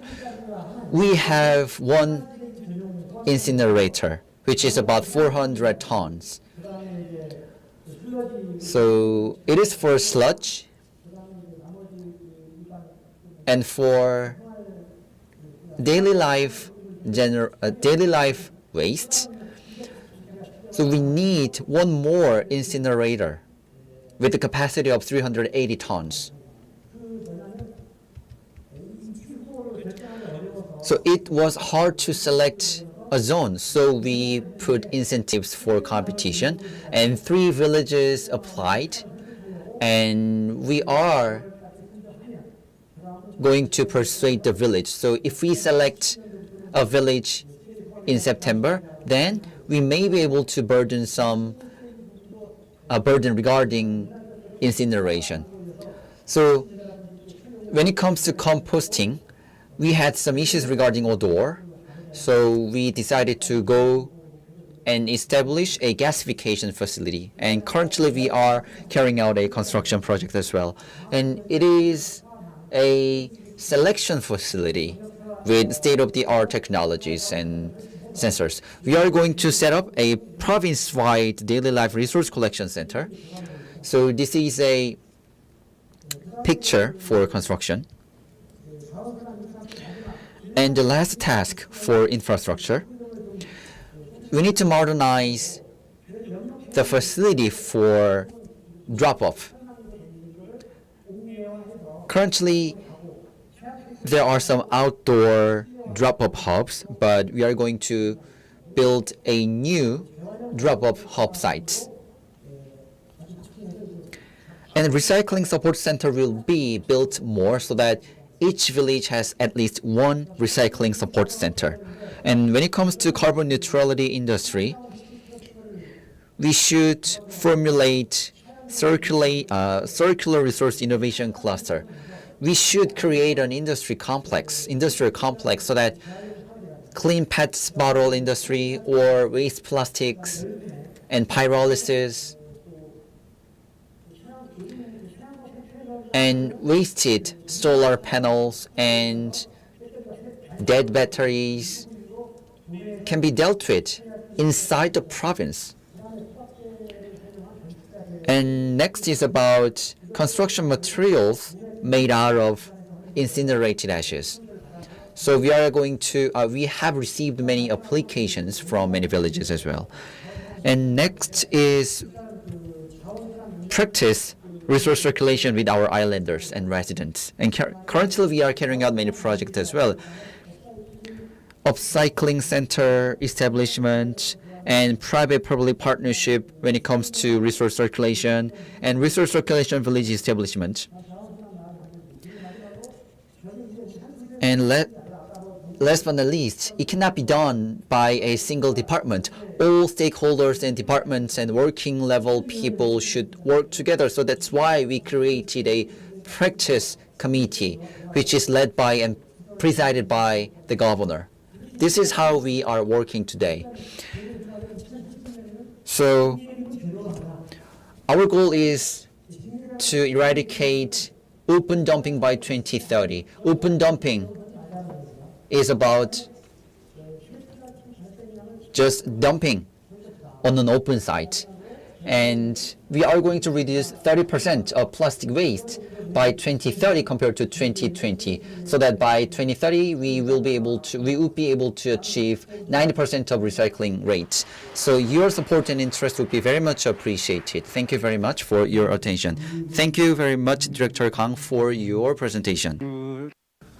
So Jeju Special Governing Province Governor Oh said that the island will be free of plastic because 10 years ago, Jeju announced the Carbon-Free Island 2030 initiative. So the World Bioreserve Conference was held in 2010 on Jeju Island, and the Jeju able to made such declaration because Marado and Kapado, the two islands standing in the middle of the island, was selected as a demonstration project for the carbonless island. So that kind of small trial was done, and that demonstration was spread across the nation and suggested as the carbon-free island. As time goes by, carbon-free island or carbon neutrality emerged as the main global agenda, and Jeju, thanks to all the achievement accumulated, was invited to the P4G or COP conference to share the case examples of the island. Udo Island also started another experimentation to make the island free of disposable plastics. So zero plastic island, whether it is academical or non-academical, can be used as a policy aim. So the carbon free of plastic generation will be created going forward so that the plastic does not degrade the marine ecosystem or biodiversity or the health of human beings. So that kind of scientific verification is being tried on this island. Regarding this kind of initiatives, the island of the three no worries have been explained by Mr. Kang, and he said that his presence in this conference is the pride of the family. Please give him another round of applause for his good presentation. Next is from the Hawaii government regarding the biodiversity preservation, plastic pollution reduction, and the activities that has been done by the Hawaii government will be explained by Mr. Jeb Baxo, the communication outreach specialist. I think he's with us on the Zoom platform. Are you there? Yes, I'm here. Aloha kako from the island of Maui in the state of Hawaii in the middle of the Pacific Ocean, where right now it's almost 11 at night on August 3rd for me. But thank you all for your patience and attendance. And I will say thank you in advance to the wonderful translators, because although many Korean folks visit Hawaii, my Korean is not good. So we've heard a lot of things that I will repeat, but I hope I can give you some insights from my home and our state and some examples of what we've been able to achieve. And two insights that I've actually been able to glean from listening to our prior speakers. With that, I'll share my screen to show you some of Hawaii and what's happening here. I hope that, can you see that? Yeah. Oh, good. All right. Please. We yeah. sit in Hawaii. We are in the middle of the Pacific Ocean. Our state stretches about 6,000 kilometers. And so although we have only about 2 million people, we do generate our own plastic waste, of course. We also collect a lot of waste from other places in the world, unfortunately. And so please your presentation data. I can barely hear you.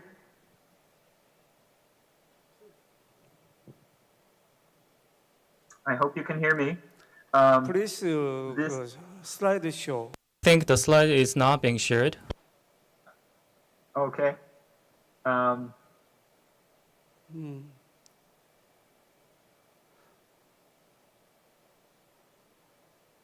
My apologies. Just one moment. Please full screen. Change full screen. Is that better? I hope so. So we share one ocean, all of us. So it's been great to hear how many people are working on this issue from different corners of the world. It gives me great hope. This is from Papahanaumokuakea, the natural reserve area north of where most people live in Hawaii. And no one lives there. Only volunteers or scientists go there occasionally. So as a result, unfortunately, these things build up. You can see we get things from all over the world. Just yesterday, a volunteer group reported that they took out over 1,000 tons, 3 boatloads of materials they had collected in the last 6 weeks of ghost nets and plastics from those shores, just from that tiny portion of our state. As we all know already, these larger pieces of plastic, things you can pick up with your hands, are dangerous to animals. They can maim them and change their growth, stunt them.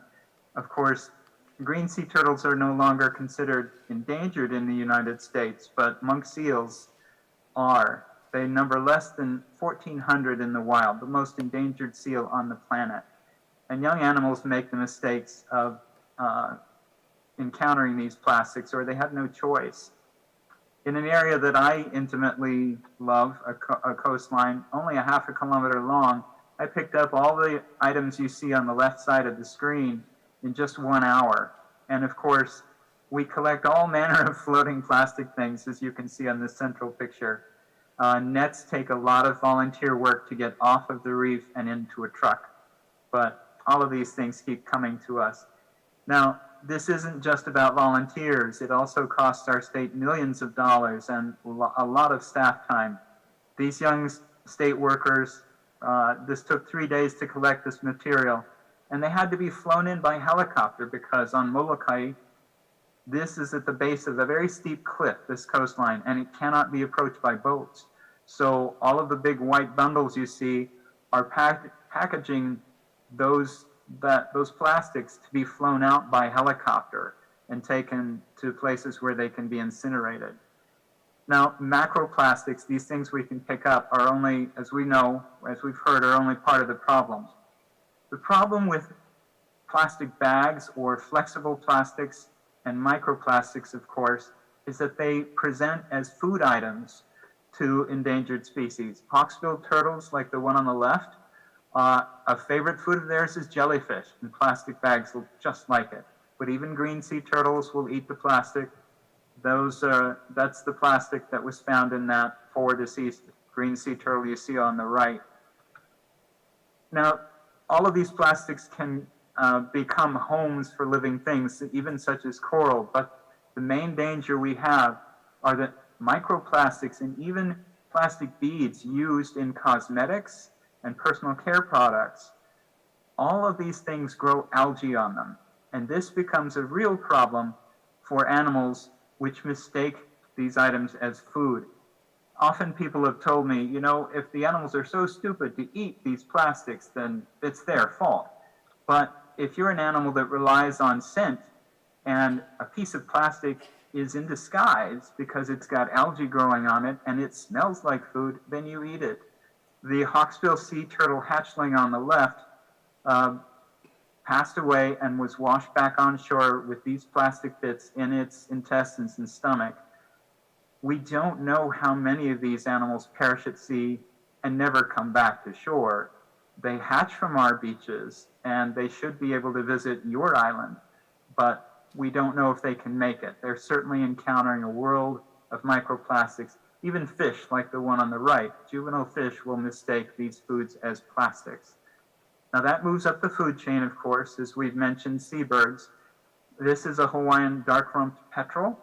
They are also on the endangered species list.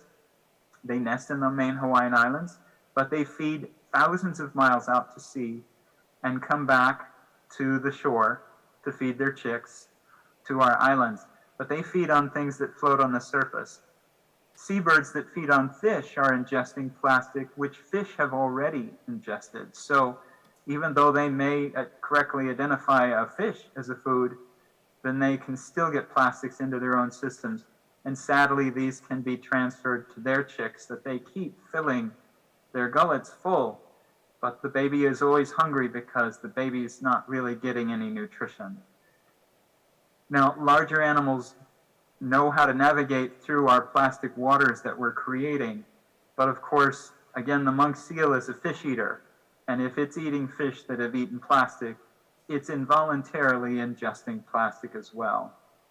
Now, something I haven't heard presented yet tonight or today is the link between plastics, microplastics especially, and various toxic chemicals, many of which are in personal care products. And this is where I can report some good news, besides all of our volunteer efforts. The state of Hawaii has not yet completely banned all sunscreen materials, but the county of Maui, the island I live on, will ban the sale of 12 different sunscreen petrochemical products. Starting October 1st of this year, they will not be sold or cannot be used on the islands of Maui, Lanai, or Molokai. Hawaii Island, that county, will join us in this fight on December 1st. We are one county at a time converting our state into a place where people may only use mineral sunblocks. And that's important because these chemicals and others bind to microplastics. So when these animals ingest microplastics, they're ingesting these chemicals. These chemicals are very adhesive to microplastics and larger pieces as well. that means it gets into our food. This has been mentioned before, but I thought it would be worthwhile to show you the full cycle of how and why we are ingesting these plastics, and we are ingesting the chemical pollutants that adhere to these plastics. And this is one important point I wanted to bring up regarding comments I've heard earlier about education. I've met many people in the public who will say they're concerned about endangered species, but they're more concerned about their own food security, their own convenience. And while they think it's a shame that an animal that's endangered may go extinct, we can use the information to tell them that this isn't just about sea turtles and seals and birds. This is about our own food and our own bodies. And I believe as educators, we need to really increase that message so that people understand we are part of this food chain. And I will just close by saying, in Hawaii, we often give visitors a lei made from products or flowers or seeds we find in the wild. Unfortunately, this is the most common thing you find on our beaches now, our plastic bottle cups. And I tried making a lei of it, but I don't think I'll give this to anyone. That would not be very kind of me. But one other important lesson I have seen and heard today from this body of people is that Jeju Island is setting an example for the rest of its country. And when people come to Hawaii from other parts of the United States, they see that we have banned plastic bags. The last island to ban was Oahu. We started the process, Maui, in 2011. Plastic shopping bags have now been banned from all islands. You cannot get a plastic shopping bag. You have to take your own bag to a store across our state. Even visitors have to learn this. And we've also done that with polystyrene food containers. That was in 2018. In the year 2020, our island banned the use of plastic single-use food items such as forks, knives, spoons, straws, cups, and plates. The next on the list is that we will try to ban the use of microbead plastics in personal care cosmetics. So I think we all have learned great things from each other, and I'm very excited to hear the progress that's being made all around the Pacific, because each of us helps each other in this fight. And just a thank you to Dr. Craig Downs for his research on the link between plastics and dangerous chemicals binding to them, and volunteer leaders who helped us obtain these things, like a woman named Cheryl King here on Maui. And these websites are connected to those efforts. And thank you for your time. I hope you have some questions I can answer. Mahalo. 네, thank you very much for your presentation. 감사합니다. Yeah, thank you very much for your presentation. We have seen many species affected by pollution, plastic pollution. Indeed, we can see species affected by plastic pollution in Jeju as well. First of all, Indo-Pacific bottlenose dolphin and finless porpoise are affected by pollution of plastics. So we have experienced a lot, but the thing is, invisible plastics or microplastics, they are a bit more important. Salt and groundwater contain microplastics to the extent that it's really serious and risky. And in the iceberg in the Antarctic also contains microplastics. And plastic generated in the coastal area in Jeju are fragmented and broken into pieces. And in some cases, microplastics are used in the first place and they are leaked into the oceans. But there are many heated debates in Jeju Island. About 1,000 associations are doing work for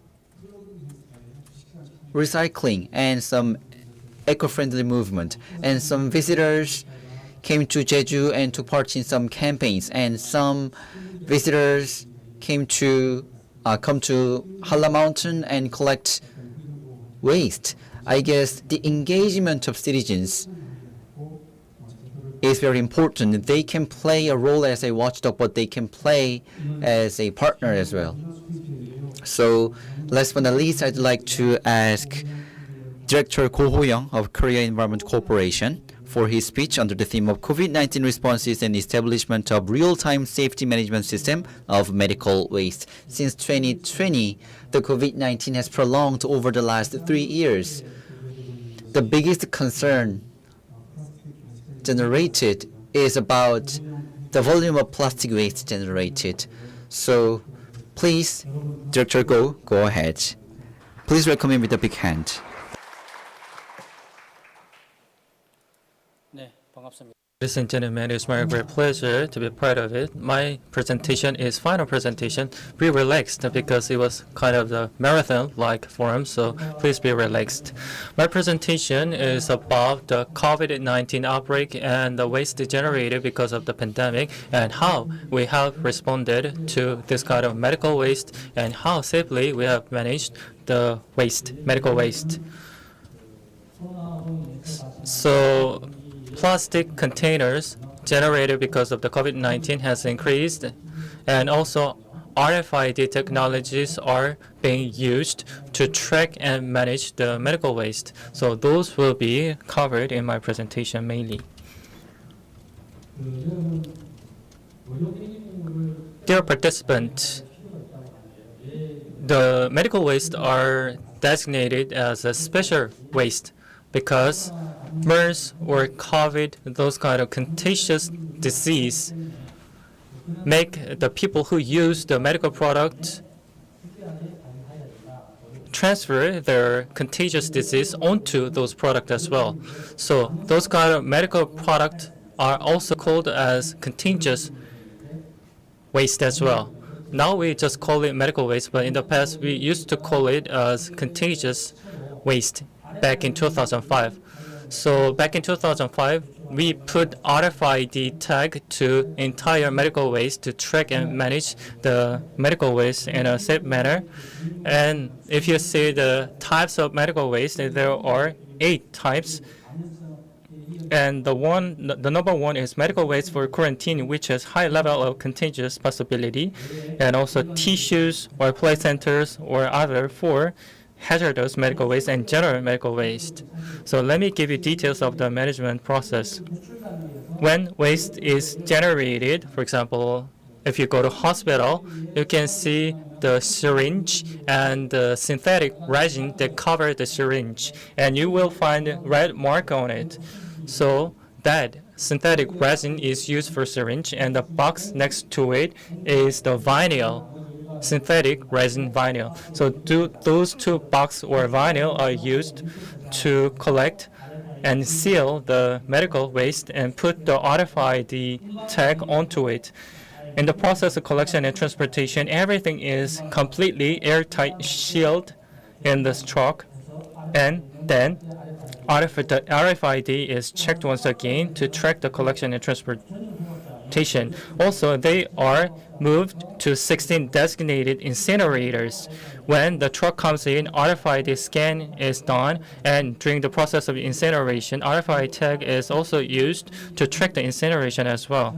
So the whole process are tracked with the RFID system, and Olbaro, the public information system, online system, is used to track the waste management of hazardous waste, and those kind of information is being shared with each municipalities as well. After the outbreak of MERS in 2015, another outbreak came called COVID-19, starting from Wuhan region in China. So in 2020, the first confirmed cases was found, And January 21st, the second confirmed case was found, and on 27th, the fourth confirmed cases was identified to alleviate the disease alert level to warning level, and Central Disaster Management Headquarters started to do its work. So as of January 28th, COVID-19 special manual for the waste management was enacted, and the sixth edition recently came out. The main gist of the guideline is from the production, management, transport should be done within a day from the point of production. The existing regulation said that the waste management, hazardous waste can be stored up to 6 days or up to 2 days for storage and up to 2 days for processing. But because of the special law, everything that is related to COVID-19 should be done within a day, or preferably within a day, or at least within 2 days. So my institution also, to meet the requirement, decided to make some policies to meet the requirement of this new measurement. So actually there were 6 different kinds of medical waste codes, but we added 7th code for COVID-19 waste material. So we issued COVID-19 bar tag and added it to the existing database so that they can be used by transporters or waste collectors. So municipalities, co-ops were received that additional code within the 2 days from the outbreak of the alert notification. So from beginning up until end, every medical waste are monitored under the management of the Resource Circulation Division. The Ministry of Environment and municipalities share the information for the COVID-19 related medical waste for real-time monitoring, and also at the same time we provide education, and intergovernmental temporary shelters were received such information as well as of 29th.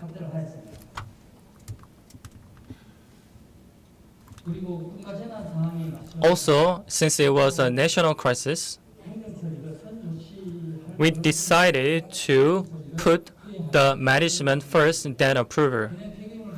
The existing waste management system tells that the producers, waste producers, when a new code is added, when the manager is changed, they need to apply for a change application, which takes 5 to 6 days. But my corporation decided to minimize the timeline within a day so that the hospitals and 560 temporary shelters and 260 hospitals can manage and implement the designated waste management within the day. So we put the operation first, then the approver, and by doing so, we were able to minimize the timeline from 6 days down to a day. Also, we supported the government joint task force because of the prolongation of COVID-19. Temporary shelter expanded, and the number of the workforce required increased as well. Also, the number of dispatched offices need to be increased as well. Also, those dispatched officers after the return need to be quarantined as well. So multiple issues came out at the same time. But by working and coordinating with relevant institutions, for example, the Office of Dispatching Government Officers made an exemption that they can work at their home while having quarantine, and those dispatched officers receive some incentives, financial incentives or welfare incentives after having consultation with the Ministry of Environment, and we create a special shelters for them for dispatched workers. Because of the outbreak of COVID-19, this slide tells how much medical waste has been generated. In 2010, at the beginning of the COVID-19, the monthly waste generation was 500 ton. But from the end of that year, the amount increased up to 1,500 ton. And from 2020 up until today, the amount increased up to 2,500 or even 3,000. Please direct your attention to the red mark figures. The number soared from 5,000 up to close to 25,000. So actually in 2019, the diaper was reclassified it as a general waste, not a designated waste. So the amount was reduced quite sharply, but due to the COVID-19 waste, that trade off the decrease coming from the diaper reclassification. Also, the usage of synthetic resin increased sharply. In 2019, the number of the resin box used was 6.7 billion, but in 2020 it was 9.4 million, and in 2022 it was 15 million. So up until 2020, end of 2020, I believe that the number will further increase up to 17 million. So you can think that the number doubled. So I told you that diaper from 2019 has been reclassified it as a general waste, but if the diaper was used for the patient with a contagious disease, it is classified it as a medical waste, but the diapers from non-patient are classified as a general waste. This is because the medical waste has been on the rise and the management capacity reached its limitation back then. So that kind of reclassification was necessary back then due to the limited capacity. But actually, outside of Korea, there are many countries that recycle the diaper, even, for example, Norway. Norway has very high quality processing system and infrastructure. So at each village level, diapers are very much well collected, and even parents also have good awareness of the need of recycling the diapers. So instead of putting that into the waste plastic bag, they return it to a designated diaper bag, and so that the government can collect it. And by doing so, they were able to reduce the waste management fee and raise awareness at the same time. But in case of Korea, that kind of diaper recycling has not been done yet. And I told you that we put operation first, then the approval to build real-time monitoring system and also command center for faster decision making. And intergovernmental task force was helped by my institution because that is our social responsibility. Lastly, Korea's COVID-19 management experiences are being shared with overseas countries through UNDP webinar or Paraguay. So we should make examples, the excellent examples of the Korean specific quarantine measures. Also, like I said, we advanced the RFID tag further to safely manage the medical waste. But the problem here is that producers and collectors sometimes, like you see in this picture, need to possess this plastic card to transfer the waste, but sometimes the collectors falsely input the information without just collecting plastic card. So we decided to put the beacon tag instead so that they don't need to carry this kind of plastic card anymore. So if the waste with a beacon tag arrives at a certain designated area, that kind of arrival and location data are automatically collected by the central database system, and those information are also shared with municipalities in real time. So that kind of improvement will be made.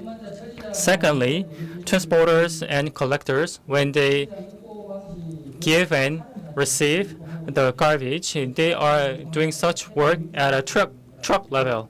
So sometimes the documentation paper is not issued or truck transportation record is not made. So in order to fill that gap, instead of doing the tracking at the truck level, we decided to do the tracking at the box level beginning from next March so that we can track better. As such, with highly cutting-edge technologies, we will manage the medical waste in a safer manner going forward and improve the entire system. This concludes my presentation. Thank you so much for your kind listening. 네, 고호영. Thank you very much, Dr. Go Ho-young, for sharing your presentation. Indeed, medical waste should be treated in a special manner, and it is. Indeed, waste touched by a patient should be treated as medical waste, and from generation to disposal, the whole process should be clear. So that's why we had many problems and difficulties. And regarding the COVID-19, so many healthcare staff workers have made a lot of efforts for tests, but behind the scene, there are so many staff members who have been in charge of treating and managing medical waste. So, with other than K quarantine, so K treatment and K management of medical waste has been excellent. Please give him a big hand once again. So, treating and managing medical waste separately costs a lot, and its cost is 2 or 3 times higher than the treatment of other general wastes. And also, separation of plastics from medical waste is also a hard job to do. And also, the UN suggests that we should create a proper framework. And currently, many civil organizations and citizens have engaged. And as the Governor O mentioned, that Plastic-Free Island 2040 initiative would be a meaningful starting point. So, with this, we'd like to conclude the part 2 of the session 2, and Emeritus Professor Seo will wrap up the session 2's part 1 and 2. Thank you so much, Mr. Kim, and all the panelist members. Please give them another round of warm applause.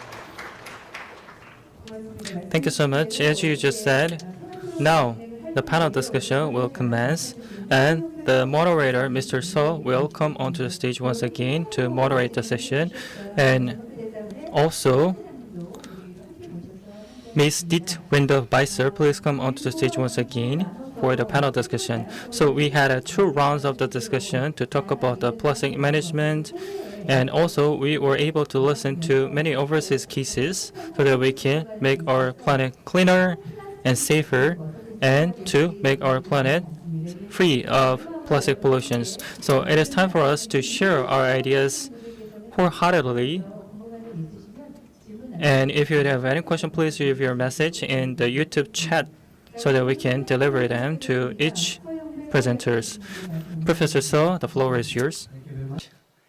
It has been really long day because it is already 6:17, and this meeting is scheduled to be over at 6:30. So we have only 13 minutes for comments and discussion. So first of all, the second session. In the second session, many wonderful, excellent presentations were made, and in summary, knowledge, policy, and economy should be integrated to tackle challenges caused by plastic solution. For knowledge, measurement tools are very important, emphasized by speaker from IUCN, and also Dr. Yu from Ramsar actually showed us some real number of plastic pollutions pollutions in biodiversity, and also it is very shocking that the Lake Geneva has already had problems caused by microplastics. It is. I've been to Geneva many times, and I thought Lake Geneva is one of the most wonderful, beautiful lakes in the world. However, still Lake Geneva suffers from the problems of microplastic problems.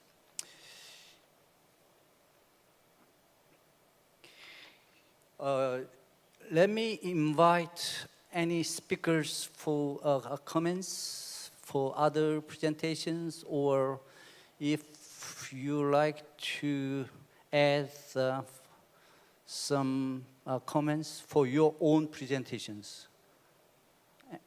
Any speakers? Do you have any comments after hearing many presentations in this session?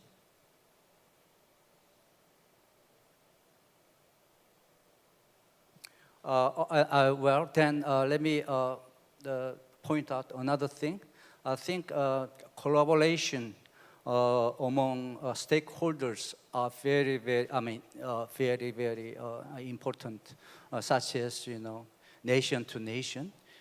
We should learn from each other, and also the local government should communicate with the national government to reduce plastic waste, and also public involvement is very, very important to implement. Miguel, you have some comments, so the floor is yours. Miguel? Yeah, thank you very much. Very briefly, thank you very much for this very good session today that I had the pleasure to participate. I think my message to take home is really that we had very good presentations on case studies, because it's important that we really have sites that do something on the ground and they show the way forward. Even if the site is small, but we can make it, we can achieve it. And even if we see, like, for example, Hawaii, that they clean the beach and a week later they come back and it looks the same, there is the way. There is the way to go. And in the Biosphere Reserve approach, we really try to have concrete areas, concrete projects that can make a model. Thank you very much. Thank you very much, Miguel. Any other comments from speakers?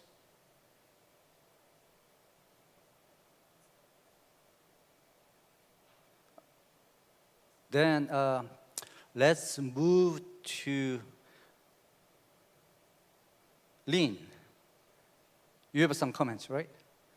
Lynn. Yes. Thank you very much, Professor So. And thank you to all of the panelists for the really engaging and interesting and reinforcing messages that we all shared, I think. It was very interesting, and I'm very honored to have been here today.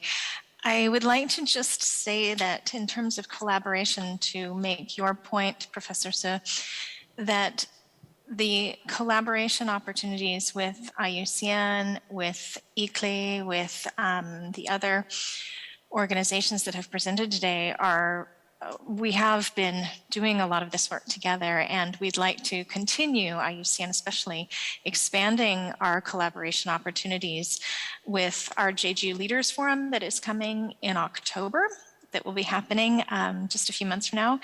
And we'd like to be able to, again, share the messaging of hope that even though we saw lots of very challenging images of the degradation of biodiversity, the pictures of the birds and the hedgehog and the monk seals and the fish and the turtles, there is hope for the work that we are doing. And so to end on a maybe more positive note, the work that everyone is doing to contribute to this is making a difference. And I especially admire the progress and efforts of the Republic of Korea, but also of the island of Jeju and the Jeju Islanders in particular. Your passion for conserving the environment and your efforts to use technology and innovation and the movement towards making a big difference to save our planet from the plastic pollution problem is actually super inspiring. And so I really hope that people leave here today with a feeling that they are empowered and that we have hope for the future with the coming global treaty, with the local efforts, with the national efforts, et cetera. So just to say the collaboration is key for multi-stakeholders from everybody's point of view, and also that we do think it's possible to solve the problem that we created. So thank you. Thank you very much, Lynn. I agree that the collaboration between among organizations is also very, very important, and also collaboration between organizations and states, or organizations and local government are also very, very important. Yeah. And the Jeju actually is proposing to have a World Leaders Conservation Forum, which will be held in October, I guess, this year, which is organized by close collaboration between IOC and Jeju, and also the Ministry of Environment of Korean government. So thank you very much for your comment. And any other speakers? Well, since we do not have much time to finish this meeting, are there any questions from the audience by YouTube or?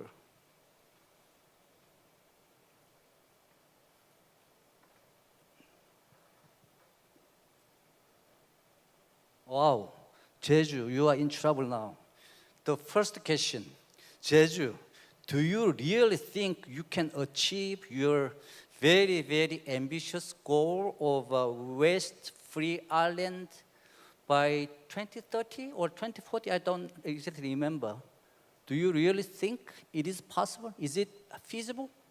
That's the first question.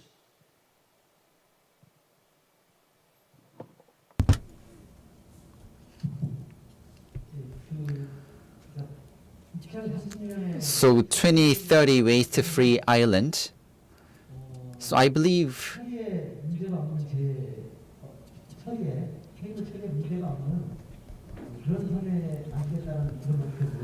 that is the goal, to create an island where there is no treatment. So I guess 2040 goal is the same. So we need to make sure that there will be no more waste problems. That would be my answer to that question. Is continued by this second question.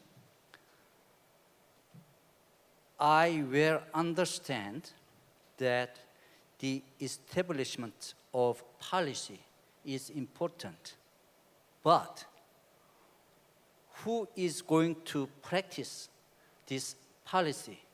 The public. The public is crucial stakeholder to implement policies.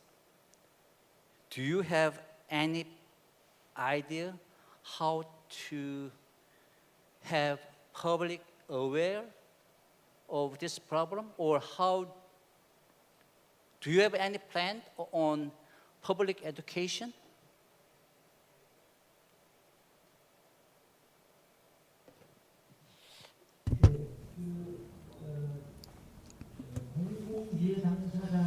So the public is also a stakeholder. Indeed, the public should provide guidelines. And also other panelists mentioned that the private and the public should work together, and we need to educate at school.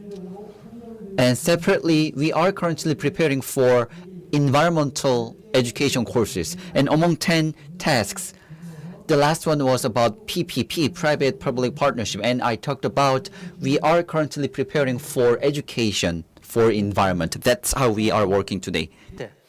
You actually briefly mentioned that Denmark is proposing similar target, which is reduction of plastic waste by 45, 35, 55 until 2040 or something. I don't remember the exact number.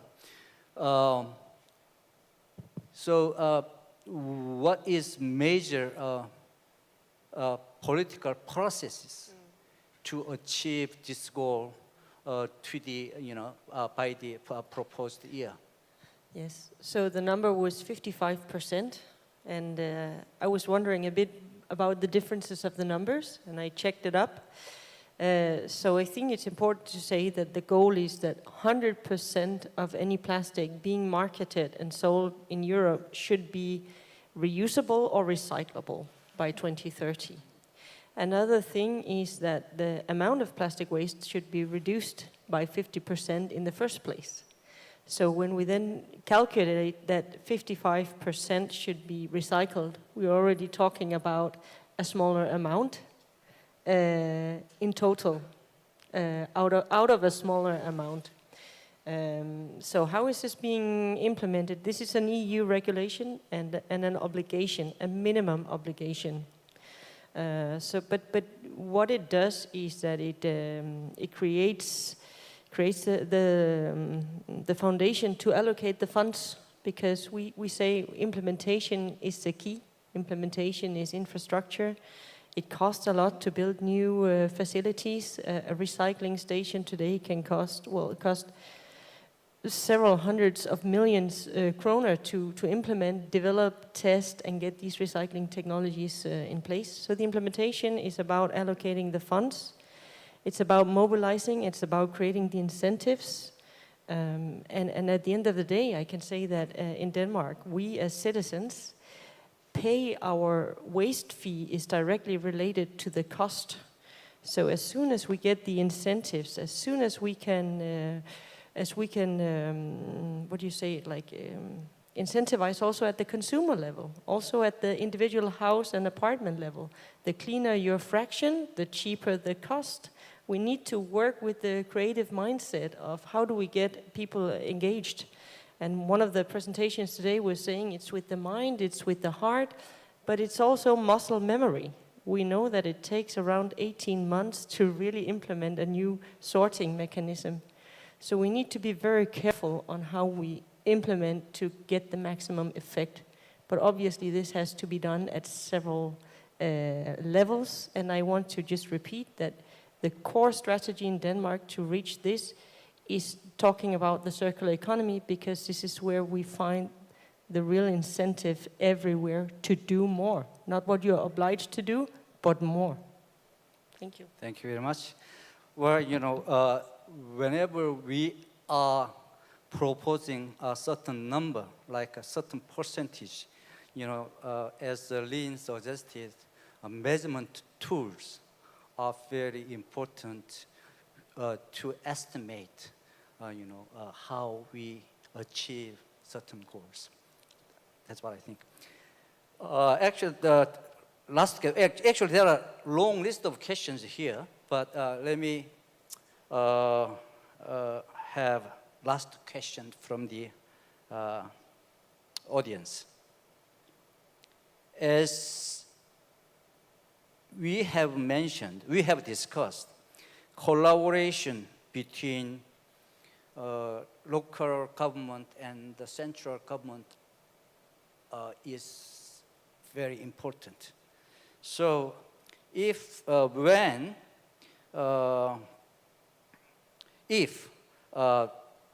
Jeju province is proposing this very ambitious target of 2030, the central government, the Minister of Environment of Korea, how are you going to support?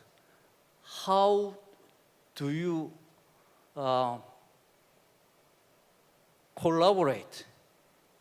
What do you propose? What is your help to Jeju to achieve this ambitious goal? So my question goes, the question goes to the Minister of Environment. Do you have any idea? is Ministry of Environment of Korean government is committed to support Jeju's idea? Do you have aware of their proposal? That is the last question. Thank you.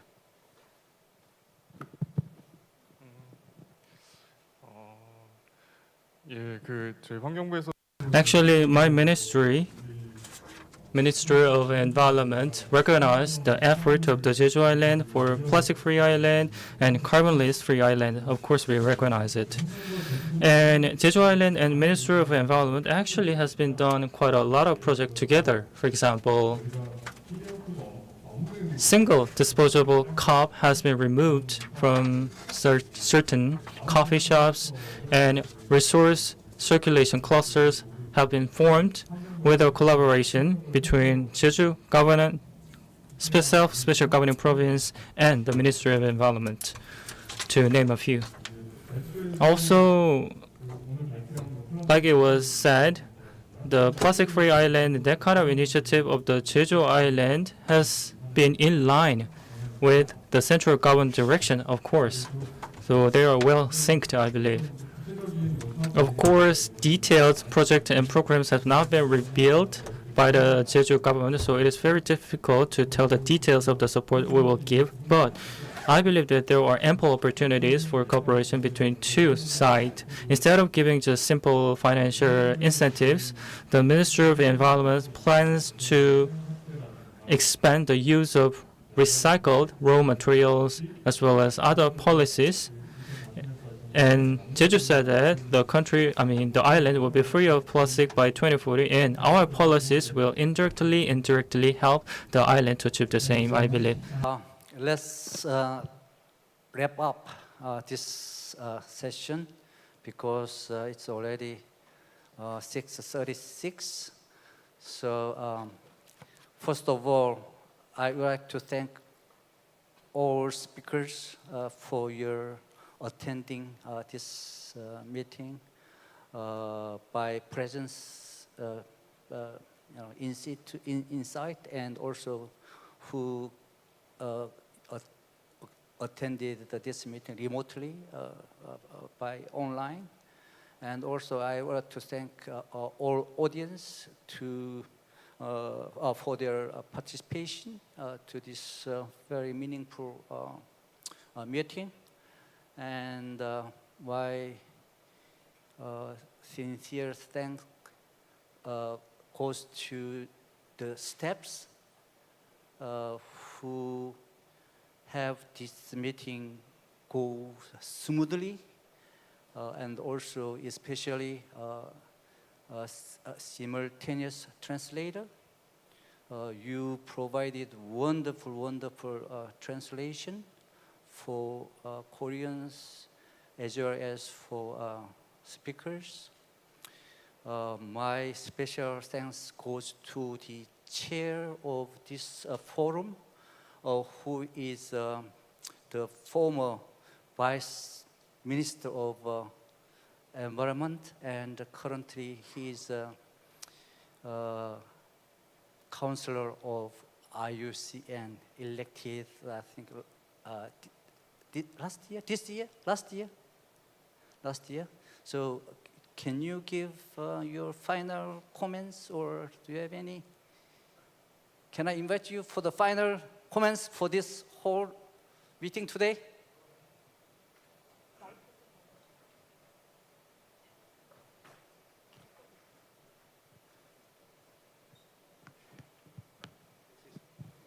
So you can come up to the stage. Okay, this is quite unexpected situation. Okay, we completed thanks to your very good guidance. And tomorrow we have another day. I think today we have watched many heartbreaking pictures, which shows the dead animals because of the plastic pollution. But tomorrow, I guess, we will discuss more tangible ideas on how to come up with the technology and innovation to tackle these plastic issues. So tomorrow, there will be many professors and experts which will deal with that technology and innovation and scientific evidence, things like that. And thank you very much all, particularly from the Ministry of Environment, Mr. An, delivered very detailed policy direction of the central government, and then local government also, and the other, the Korea Corporation as well, and all the experts from IUCN and wetland, Ramsar, and many other speakers. Thank you very much for attending this meeting. I hope to see you again, everybody. Thank you. 감사합니다. Thank you very much. I forgot to deliver his name. His name is Yoon Jong-soo, Jong-soo Yoon. Thank you very much. Thank you very much for your being with us to the very end of this meeting. So officially, this meeting is over. Thank you very much. Thank you. Thank you, and we need another big round of applause to the moderator and all panelists on and offline. 다시 한번 여러분 큰 박수로 함께해 주시기 바라겠습니다. Please give all the participants and speakers a big round of applause. Thank you very much for your discussion. And thank you very much, Chairman Jong-soo Yoon, and thank you very much, the moderator. So with this, we'd like to conclude all the sessions we prepared for today. Thank you very much, all the participants, for your presence, and online participants as well. Today, we have prepared a variety of sessions. The first session will take place at 9, session 3 under the theme of the future of companies and ESG. So activists will share their cases responding to the post-plastic era. Your participation will be very much appreciated. The session will take place at 9. Thank you. Thank you. Goodbye.